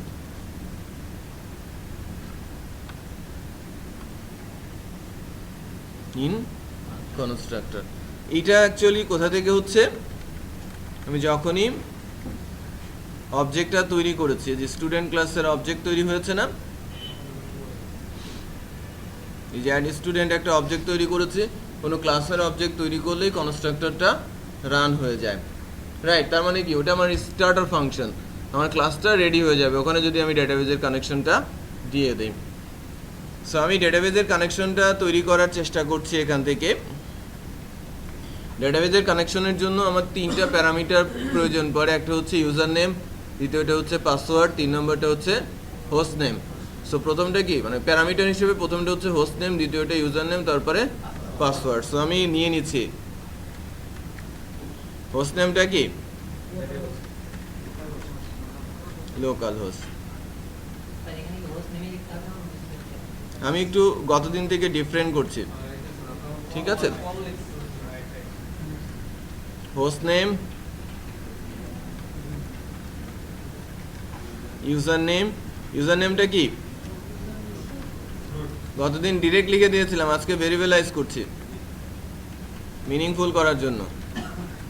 পাসওয়ার্ড, পাসওয়ার্ডটা কি আমার ব্ল্যাঙ্ক, তার মানে আমার তিনটা ভেরিয়েবলের মধ্যে তিনটা ভ্যালু সেট হয়ে গেল। এবার আসি কানেকশন ভেরিয়েবলের মধ্যে আমরা ফাংশন কল করে দিব MySQL কানেক্ট। কানেকশনের মধ্যে তিনটা প্যারামিটার, প্রথমটা হচ্ছে আমার হোস্ট নেম, দ্বিতীয়টা হচ্ছে আমার ইউজার নেম, আর তৃতীয়টা হচ্ছে আমার পাসওয়ার্ড।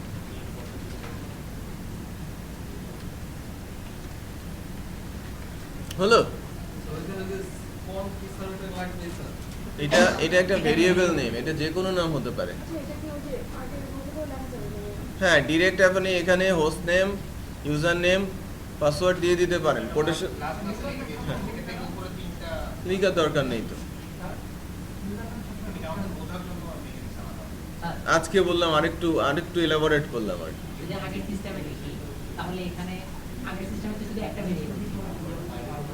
কোনো ভেরিয়েবলই দেই নাই আগে সিস্টেমে, ডিরেক্ট আমি এখানে লোকাল হোস্ট লিখেছি, ইউজার নেম লিখেছি, পাসওয়ার্ড লিখেছি।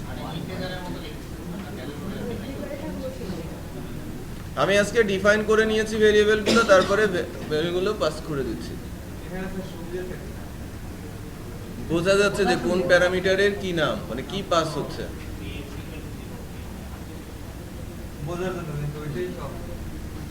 যেটা আপনি ভালো মনে করেন।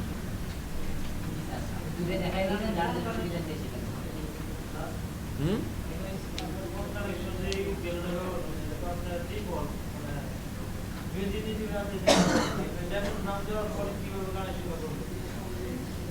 লোকাল মেশিনে তো নাম দেওয়ার দরকার নাই, লাইভ সার্ভারে গেলে এই কানেকশনটা চেঞ্জ হয়ে যাবে। ওখানে ডেটাবেস ক্রিয়েট করার আগে ইউজার ক্রিয়েট করতে হয়, ইউজার ক্রিয়েট করে ডেটাবেস ক্রিয়েট করে তারপরে কানেকশন করতে হয়। যখন ইউজার ক্রিয়েট করবেন তখন পাসওয়ার্ডও ক্রিয়েট করতে হয়, তখন চেঞ্জ আসে। লোকাল মেশিনের জন্য রুট আর ব্ল্যাঙ্কই যথেষ্ট।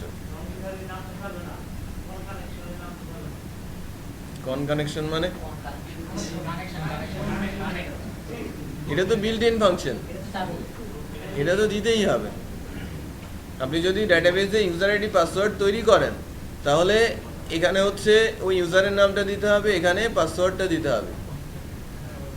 বুঝতে পেরেছেন? এটা ভেরিয়েবল নেম যে কোনো কিছুই হতে পারে। আমি ওরিড কতজন বুঝতে পারছে?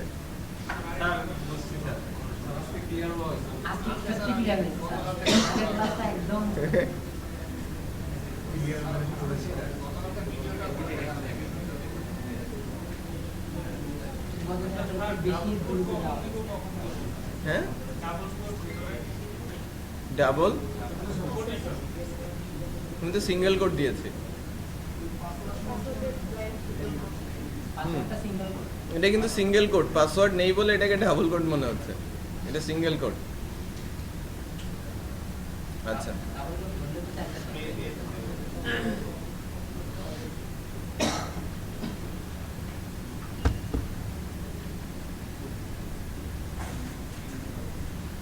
কি ঘুমছেন আপনি?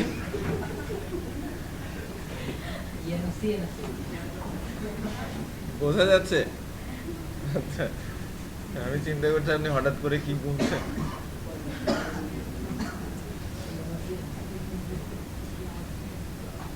আচ্ছা, 7 তারিখ বোঝার চেষ্টা করা হচ্ছে।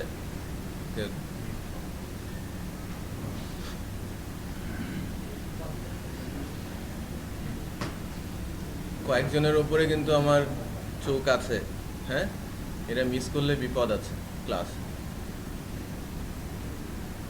বুঝতে পেরেছেন? বুঝতে পেরেছেন? যাদের বলেছি তারা ঠিকই বুঝতে পেরেছে। হ্যাঁ, আচ্ছা, না ওগুলোর উপরে স্পেশাল আছে, বাকিদের উপরেও চোখ আছে। হ্যাঁ, বাকিদেরও আমি অবজার্ভ করছি।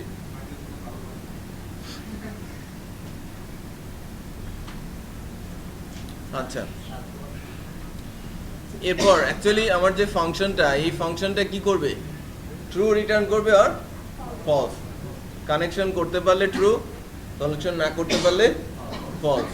তো আমরা কানেকশনটা এস্টাবলিশ যদি হয় ট্রু রিটার্ন হবে। আমি বলছি যে যদি কখনো ফলস রিটার্ন করে, আমি বলছি not dollar connect.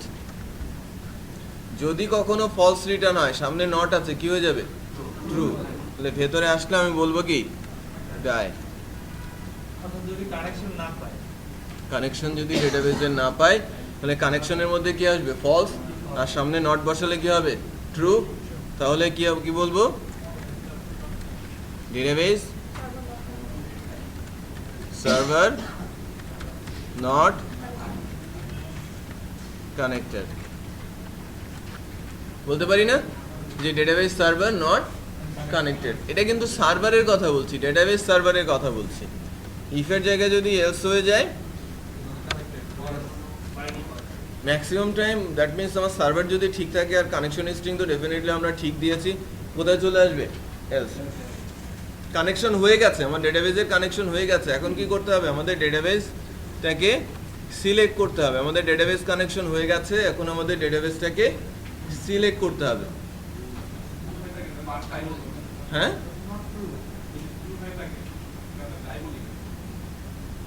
Not true. এর সামনে নট আছে না? হ্যাঁ, ট্রু করলাম। কানেকশন তো ফলস ছিল, নট বসিয়ে ট্রু করলাম ইফকে ট্রু করানোর জন্য, ইফের ভিতরে যেন ঢুকে, এই কারণে। আমি উল্টাও দিতে পারি, আমি এটাও করতে পারি। কানেকশন যদি হয় তাহলে এটা করলে কি সহজ না? এটা করলে সহজ। যে কানেকশন যদি ট্রু থাকে তাহলে এখানে ডেটাবেস সিলেক্ট হবে, এলস কি হবে? ডাই হয়ে যাবে। এটা সহজ মনে হচ্ছে না? আচ্ছা,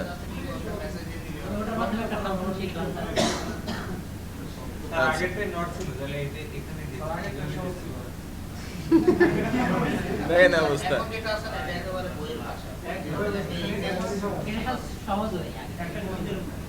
এটাই থাক। হ্যাঁ, আমি ইকো করে দেখাই যে ডেটাবেস কানেক্ট হয়েছে কিনা। সার্ভার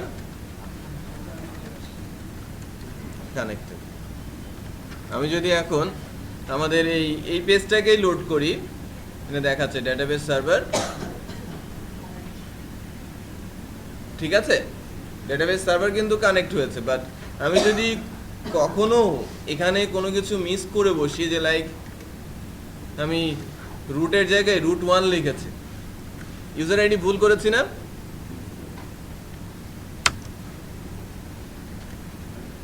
রুট 1ও আছে ডেটাবেস, আমি পাসওয়ার্ড দিয়ে দেখি। MySQL connect access deny user root, password এখানে বলা হচ্ছে, এখানে database server not connected, error চলে আসে। বোঝা যাচ্ছে যে আমি যদি ভুল কোনো ইনফরমেশন দেই আমার কানেক্ট হবে না, এবং কোথায় ঢুকে যাবে? এলসে ঢুকে যাবে। দেখাচ্ছে আমাদের ডেটাবেসগুলোতে প্রিভিলেজ বলে একটা বিষয় আছে। এই যে প্রিভিলেজ বলে একটা বিষয় আছে, ডিফল্ট প্রিভিলাইজেশনটা যেটা হয়, এই যে ইউজার আইডি কি রুট, হোস্ট নেম কি লোকাল হোস্ট, আর পাসওয়ার্ড কি অল প্রিভিলেজ, এটা নরমালি ব্ল্যাঙ্ক। আর পাসওয়ার্ডটা কোথায়? User host type privilege all. Actually grant নেই, এডিট প্রিভিলেজ এটা করা যায়, ইউজার তৈরি করা যায়, যেহেতু ইউজার পাসওয়ার্ড নেই, পাসওয়ার্ড বাই ডিফল্ট ব্ল্যাঙ্ক ধরা হয়। বাট আমি ক্রিয়েট করে নিতে পারি ইউজার আইডি পাসওয়ার্ড, আমি একটা ডেটাবেসের এগেনস্টে তৈরি করে নিতে পারি।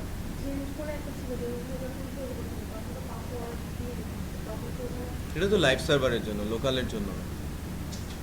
ঠিক আছে, আমরা যখন কোনো একটা ওয়েবসাইট কিনবো, হ্যাঁ, তখন আপনাকে ইউজার আইডি পাসওয়ার্ড ক্রিয়েট করে নিতে হবে। হ্যাঁ, ওখানে ইউজার আইডি পাসওয়ার্ড ক্রিয়েট করে নিতে হয়। এটা লোকাল মেশিন, এই জন্য ডিরেক্ট অ্যাক্সেস দেয়, বাট লাইভ সার্ভারে গেলে ইউজার আইডি পাসওয়ার্ড আমাকে ক্রিয়েট করে নিতে হয়।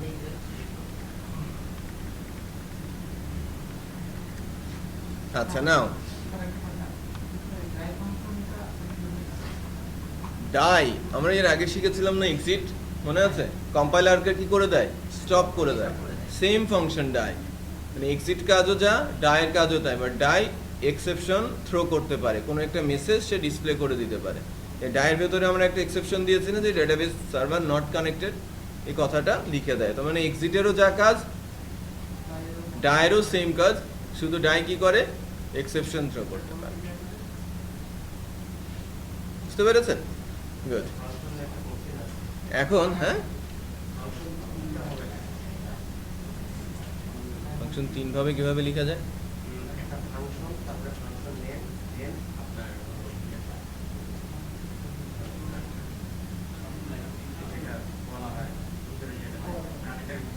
হ্যাঁ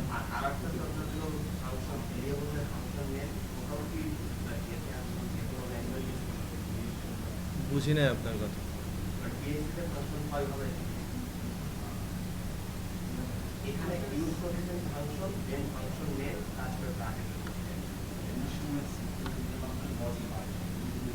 এটা কিওয়ার্ড এটা ফাংশন নেম আর এটা হচ্ছে তার প্যারামিটার এর আগে আমি দেখিয়েছি এর সামনে কি বসানো যায় মডিফায়ার পাবলিক প্রাইভেট প্রটেক্টেড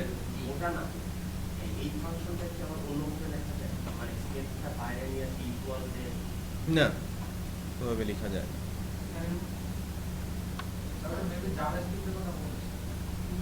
হতে পারে আমি পুরোপুরি বুঝে উঠি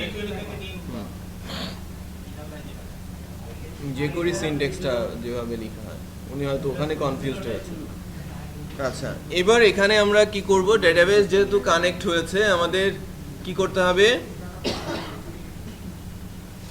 ডেটাবেস কানেক্ট হয়েছে তাই না সো ডেটাবেস সার্ভার কানেক্ট হয়েছে ডেটাবেসকে আমাকে সিলেক্ট করতে হবে এখন তো সার্ভার কানেক্ট হয়েছে আমি ডেটাবেসকে সিলেক্ট করি মাই এসকিউএল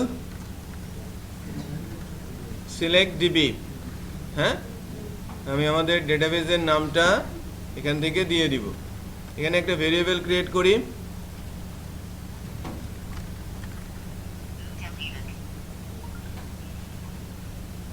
ডেটাবেস নেম আমাদের ডেটাবেসের নেমটা কি ছিল ডিবি আন্ডারস্কোর পিএসপি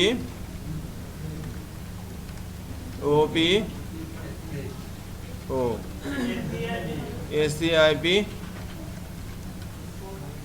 আন্ডারস্কোর ওপি আন্ডারস্কোর পিএসপি আন্ডারস্কোর ব্যাস 04 আমার বিশ্বাস হচ্ছে না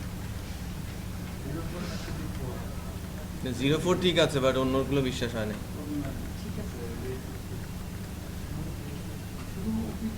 এসসিআইপি ওপি পিএসপি আমরা কি লিখেছি না ঠিকই আছে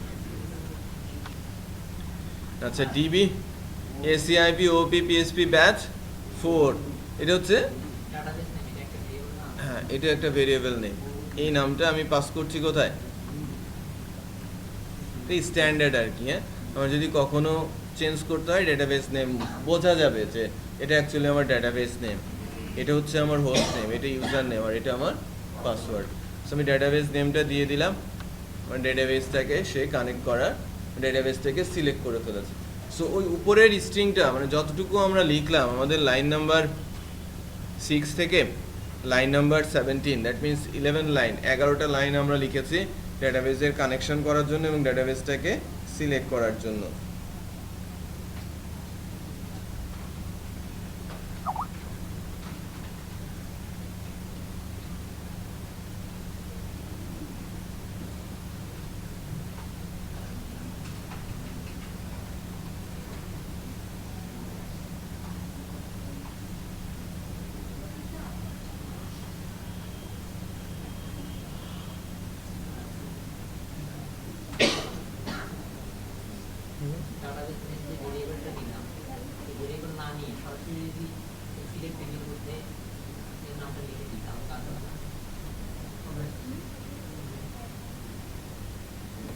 বুঝি নাই বলেন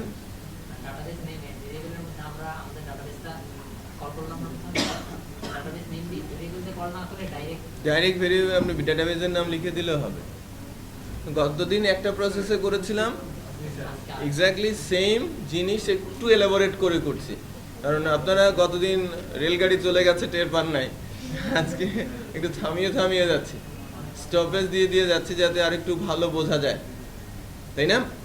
আচ্ছা।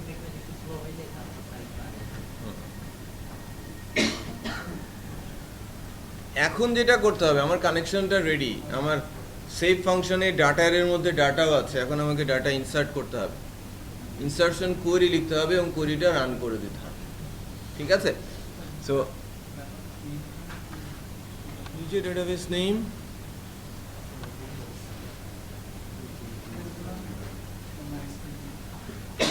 আমরা তো ডেটাবেসে ক্রিয়েট করেছিলাম ডেটাবেসটা, তার ভেতরে টেবিল ক্রিয়েট করেছে, আপনি নামাজ পড়তে গিয়ে অনেক লেট করে ফেলেছেন।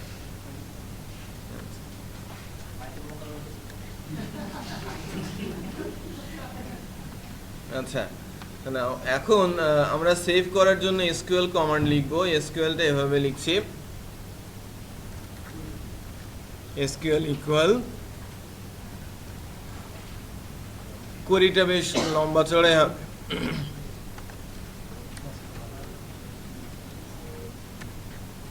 ইনসার্ট ইনটু, এটা লিখতে হয় টেবিল নেম টিবিএল স্টুডেন্ট, তারপরে আমাকে ফিল্ডের নামগুলো কমা দিয়ে দিয়ে লিখে দিতে হয়। ফিল্ডের নামগুলো আমরা লিখছি, ফিল্ডের নামগুলো এভাবে লেখা যায়। স্টুডেন্ট আইডি লিখতে হবে না, কারণ আইডি অটো ইনক্রিমেন্ট, প্রাইমারি কি, ওটা অটোমেটিক ডেটাবেস থেকেই ডাটা দিয়ে দেবে। Student name, email address, password, address, mobile number, তারপর সিটি, কান্ট্রি, এভাবে লিখেছি না? জিপ কোডটাকে আমি জিপ আন্ডারস্কোর কোড আকারে দিয়েছি এখানে, জিপ আন্ডারস্কোর কোড। ডেটাবেসে আমরা কিভাবে দিয়েছি?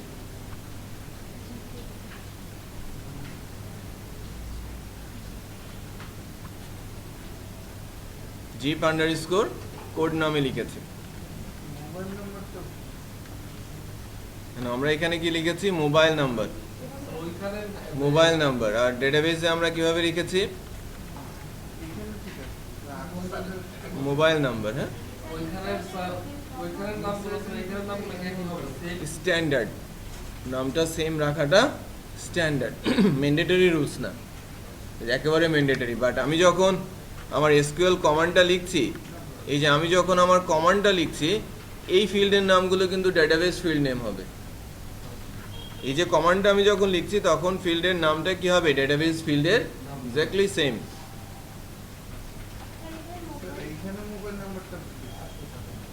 আচ্ছা, মোবাইল নাম্বার।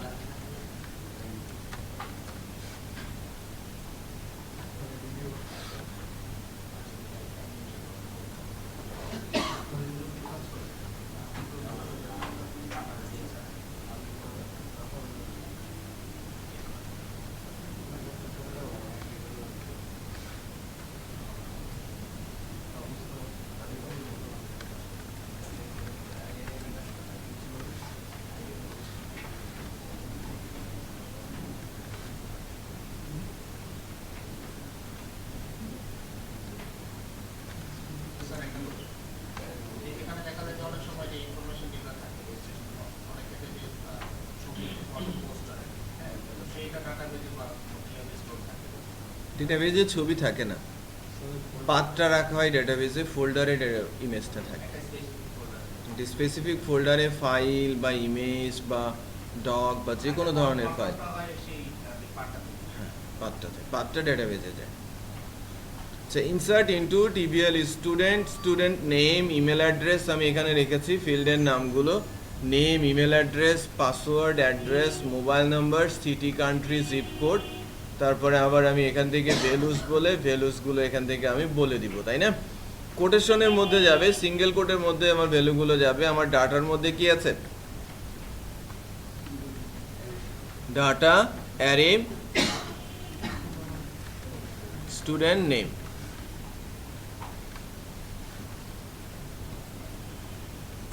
এভাবে কতগুলো, 8টা না?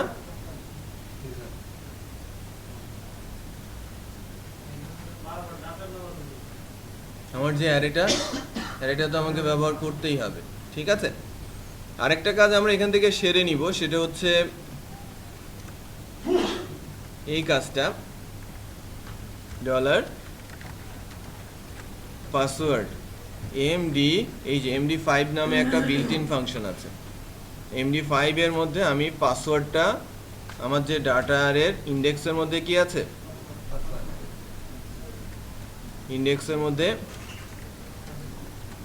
পাসওয়ার্ডটা আছে, সেই পাসওয়ার্ডটাকে আমরা হ্যাশ করে নিলাম। হ্যাঁ, এখান থেকে হ্যাশ করে পাঠাচ্ছি।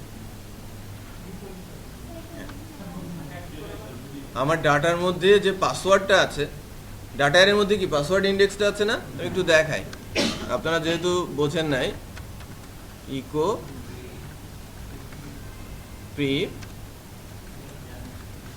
প্রিন্ট আন্ডারস্কোর আর আন্ডারস্কোর কি পোস্ট লিখবো কেন? কেউ কিছু বলেও না। ডাটা এক্সিট, ঠিক আছে না? এখন আমি যদি আমার এই ফর্মটাকে সাবমিট করি,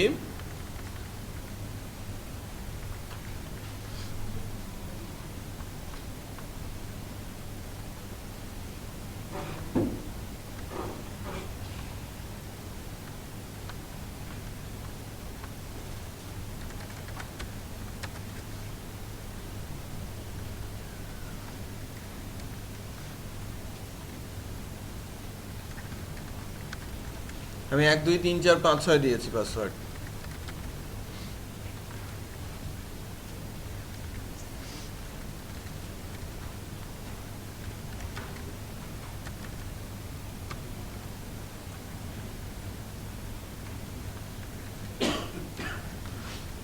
এই যে ডাটাগুলো দিলাম, আমি সাবমিট প্রেস করেছি, ডাটাগুলো ডাটা অ্যারে থেকে প্রিন্ট হয়েছে না? কি নামে আছে? Student name, email address, password কি 1 2 3 4 5 6, তারপরে কি address, mobile number, city, country, zip code, সব তো ডাটা অ্যারের মধ্যে আছে। সো এখান থেকে আমি যে কাজটা করার চেষ্টা করেছি, যে ডাটা অ্যারের পাসওয়ার্ড ইন্ডেক্সে যা আছে সেটাকে MD5 দিয়ে দিতে। তার মানে MD5 যা করবে, ওই 1 2 3 4 5 6-কে হ্যাশ করে 32 ডিজিট রিটার্ন করবে, এবং তার রয়ে যাবে কার মধ্যে? Password variable. ফাংশন সেট করে দিতে পারতাম, ওখান থেকে করা যেত, বাট আমি প্রোগ্রামিং থেকে করছি, বেটার। আচ্ছা, এখন আমার পাসওয়ার্ডটা এনকোড হ্যাশিং হয়েছে। আমি প্রথমটা স্টুডেন্ট নেম বলছি, তারপরে email address,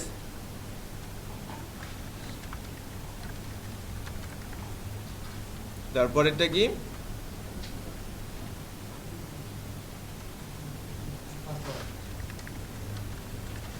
password,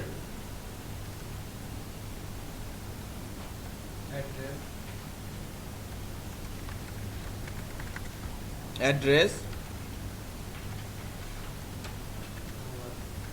mobile number, তারপর সিটি,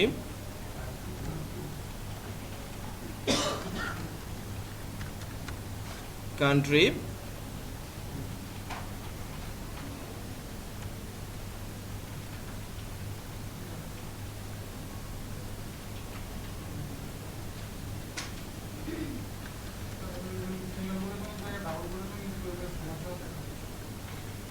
এই ভেতরে সিঙ্গেল কোড ইউজ করাটাই ওয়াইজ। নাই, ঠিক আছে? তোমার এসকিউএল কমান্ডটা লিখলাম। এখন লম্বা হওয়ার কারণ কি? আমার ফিল্ডের সংখ্যা বেশি, এজন্য আমার এসকিউএল কমান্ডটা একটু লম্বা। এখন যেটা করতে হবে, যে আমি গতদিন যেটা করেছিলাম, যে কন্ডিশন চেক করে ফাংশনটা রান করেছিলাম, যে ট্রু হলে একটা মেসেজ দেবে, ফলস হলে আরেকটা হবে। সো আমি ইফ দিয়ে ফাংশনটা কল করছি, আমি বলছি not my SQL query. My SQL query একটা বিল্ট ইন ফাংশন, আবার সাত্তারের প্রবলেম হবে। হ্যাঁ হ্যাঁ, আবার সাত্তারের একটা প্রবলেম হচ্ছে যে আমি বলছি যে উল্টোটা। হ্যাঁ, যদি কোয়েরির মধ্যে কোনো ভুল থাকে ফলস রিটার্ন হবে, আর নট বসালে কি হবে, ট্রু হয়ে যাবে। আমি এখান থেকে ডাই বলছি এসকিউএল এরর। এররটা কি সেটা যদি আমরা জানতে চাই, এখান থেকে ডট বসে আমি বলছি মাই এসকিউএল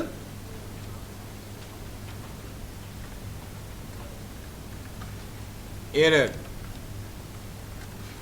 ঠিক আছে, ডাই দিয়ে আমি বললাম মাইস্কিউএল এরর। হ্যাঁ, তার মানে ডাটা ইনসার্ট হবে না, এররটা দেখিয়ে দেবে। আর এলস এর মধ্যে আমি বলে দিতে পারি save student information successfully.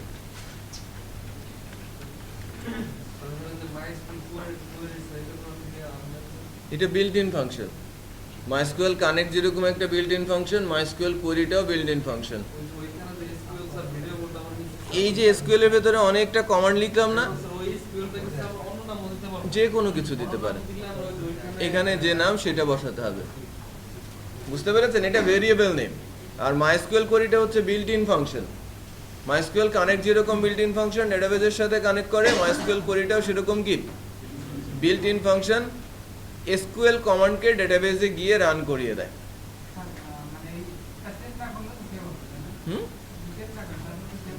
Check মানে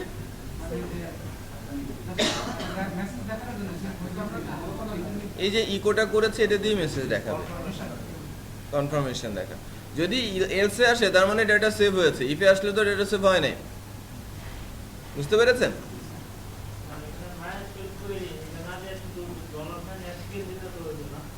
না, ডলার সাইন এসকিউএল দিলে কিভাবে হতো? জাস্ট কমান্ডটা কোথায় রান করবে বলে দিতে হবে না যে ডেটাবেজের মধ্যে গিয়ে রান করো। মাইস্কুয়েল কোয়েরি হচ্ছে একটা বিল্ট ইন ফাংশন যার মাধ্যমে মাইস্কুয়েল ডেটাবেজে গিয়ে ডেটাবেজের এই কোয়েরিটা রান করাবে। বুঝতে পেরেছেন? মাইস্কুয়েল কানেক্ট যদি না করি আমার ডেটাবেজের সঙ্গে কানেক্ট হবে। আমি মাইস্কুয়েল কোয়েরি যদি না লিখি তাহলে এসকিউএলটাকে রান করানো যাবে ডেটাবেজের মধ্যে? আপনি যদি এরকম লিখেন, আমি এভাবে বলি র্যান্ড 1020, তাহলে কি আসে? কি রিটার্ন হয় বলেন তো? যদি একবার রিফ্রেশ করি কি আসবে? কি আসবে এখানে? যে কোনো একটা ভ্যালু 10 থেকে 20 এর মধ্যে যে কোনো একটা ভ্যালু আসবে না? মনে করেন আমি ধরে নিচ্ছি 11 আসলো। বাট আমি যদি এইটা লিখি কিছু হবে? 10,20 লিখলাম কিছু হবে? তোমার ওই ডলার সাইন এসকিউএলটাকে একটা ভেরিয়েবল যার ভেতরে একটা কমান্ড লেখা আছে, ওই কমান্ডটা আমি রান করাবো কোথায় গিয়ে? এই কমান্ডটা হচ্ছে এই কমান্ড, এর সঙ্গে এই ভেরিয়েবল, এই এটা পুরো কমান্ডটা কার মধ্যে আছে? এসকিউএল এর মধ্যে। মানে এই কমান্ডটা চিনবে কে? মাইস্কুয়েল ডেটাবেজ, যেখানে আমরা কোথায় টেবিল তৈরি করে রেখেছি না? বোঝা যাচ্ছে? তো এই কমান্ডটা রান করানোর জন্য এই ফাংশনটা কল করতে হবে। ফাংশনটার নাম কি? MySQL underscore query. এই এসকিউএল নাম যে কোনো কিছু হতে পারে, এটা আপনার নামও হতে পারে। তখন এখানে দিতে হবে কি? আপনার নামটা। বুঝতে পেরেছেন? সামনে নট বসানোর মানে হচ্ছে কি, যদি এই এসকিউএল কমান্ডে কোনো এরর থাকে ফলস রিটার্ন হবে, আর নট দিলে কি হবে? ট্রু। আমি ডাই করে এররটা দেখিয়ে দেব। আর যদি এটা ট্রু হয়, ট্রু হলে নাম সামনে নট বসালে কি হবে? ফলস। কোথায় চলে যাবে? এলসে। তার মানে কি আমার ডাটা ইনসার্ট হয়ে গেছে। বুঝতে পেরেছেন? আচ্ছা, এবার আমরা একটু চেক করে দেখি।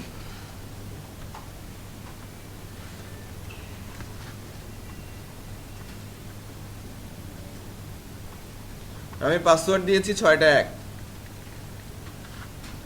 ওকে, 6টা 1 দিয়েছি পাসওয়ার্ড। আমি এবার একটু সেভ করার চেষ্টা করব। সাবমিট। কমান্ড এরর হয়েছে। এসকিউএল কমান্ডে সিনট্যাক্স নিয়ার সিঙ্গেল কোটেশনের ওখানে একটা এরর এসেছে।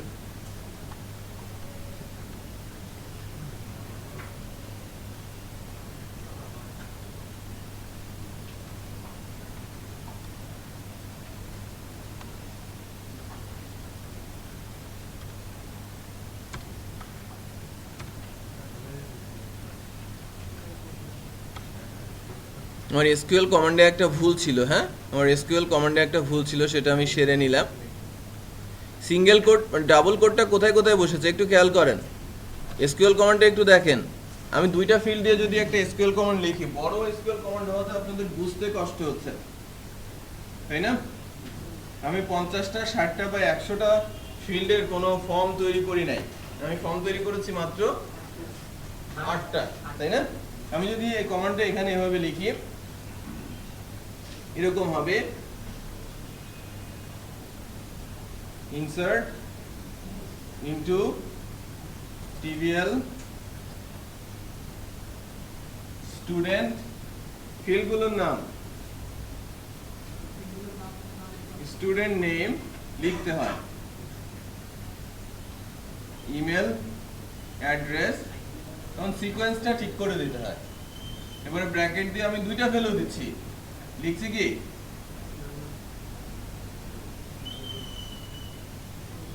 ভ্যালুজ, আবার ব্র্যাকেট দিয়ে আমার অ্যারেটা কি আছে, সিঙ্গেল কোট ডলার ডাটা ইন্ডেক্সের মধ্যে student name quotation close comma, আবার কি সিঙ্গেল কোট ডলার ডাটা ইন্ডেক্সের মধ্যে ইমেল অ্যাড্রেস, ঠিক আছে? Single quote bracket close quotation close semicolon, এটা যদি আমি কোটেশন দেই, রাইট? তাহলে এটা একটা কি হয়ে গেল এসকিউএল কমান্ড দুইটা ফিল্ডে ডাটা ইনসার্ট করার জন্য। যেহেতু আমাদের 8টা ফিল্ডে ডাটা ইনসার্ট করতে হয়েছে, লাইনটা কি একটু লম্বা হয়েছে না? হ্যাঁ করতে হবে। আচ্ছা, সেভ স্টুডেন্ট ইনফরমেশন সাকসেসফুলি, আমি এটাকে সেভ করে আমি আবারও ফর্মটা ফিল আপ করেছি, পাসওয়ার্ডটা আমি 6টা 1 দিচ্ছি, সাবমিট বাটন প্রেস করি, আবার এরর কোথায়, ব্র্যাকেটের কাছে, লাইন নাম্বার 3 কোথায়,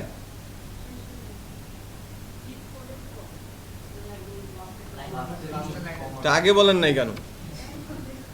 অনেকক্ষণ দেখেছেন কিন্তু বলেন নাই, দেখেন কথা।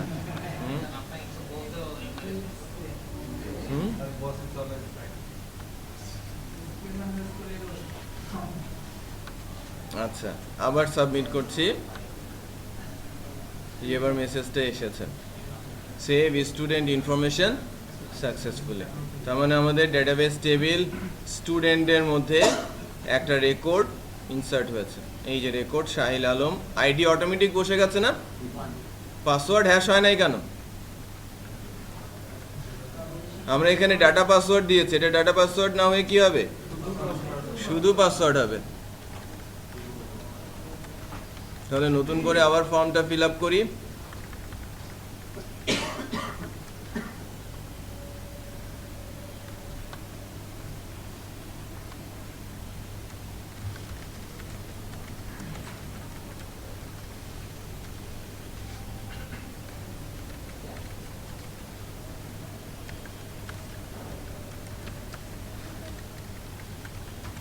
এক 2 3 4 5 6 দিয়েছি,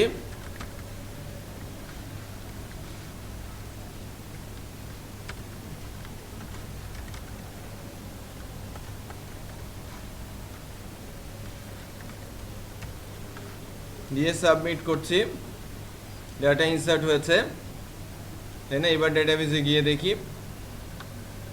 নতুন রেকর্ড এসেছে, আমার এই আইডিটা কত 2 আর আমার পাসওয়ার্ডটা এনক্রিপ্টেড, তাই না? হ্যাশ হয়ে ডেটাবেসে ঢুকে গেছে, বাকি ইনফরমেশনগুলো সব ঠিক আছে।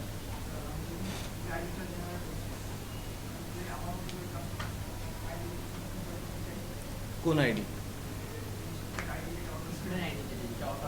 এটা অ্যাকচুয়ালি প্রাইমারি কি তখন আর হবে না, তখন আপনি আপনার মতো করে একটা আইডি জেনারেট করতে পারেন, যেটা হচ্ছে আইডি না, রোল নাম্বার। নরমালি ওটাকে প্রোগ্রামিং ল্যাঙ্গুয়েজ দিয়ে জেনারেট করে দেন পাঠাতে হবে, পারবেন। বাট যখন আমি মাইস্কুয়েল এর সাপোর্ট নিচ্ছি কখনো এটা ডুপ্লিকেট হবে না। হ্যাঁ হ্যাঁ হ্যাঁ না, ডুপ্লিকেট ইনসার্ট হবেই না। আচ্ছা, আজকে তো বোঝা গেছে না? এবার সেভ করা যাবে আবার।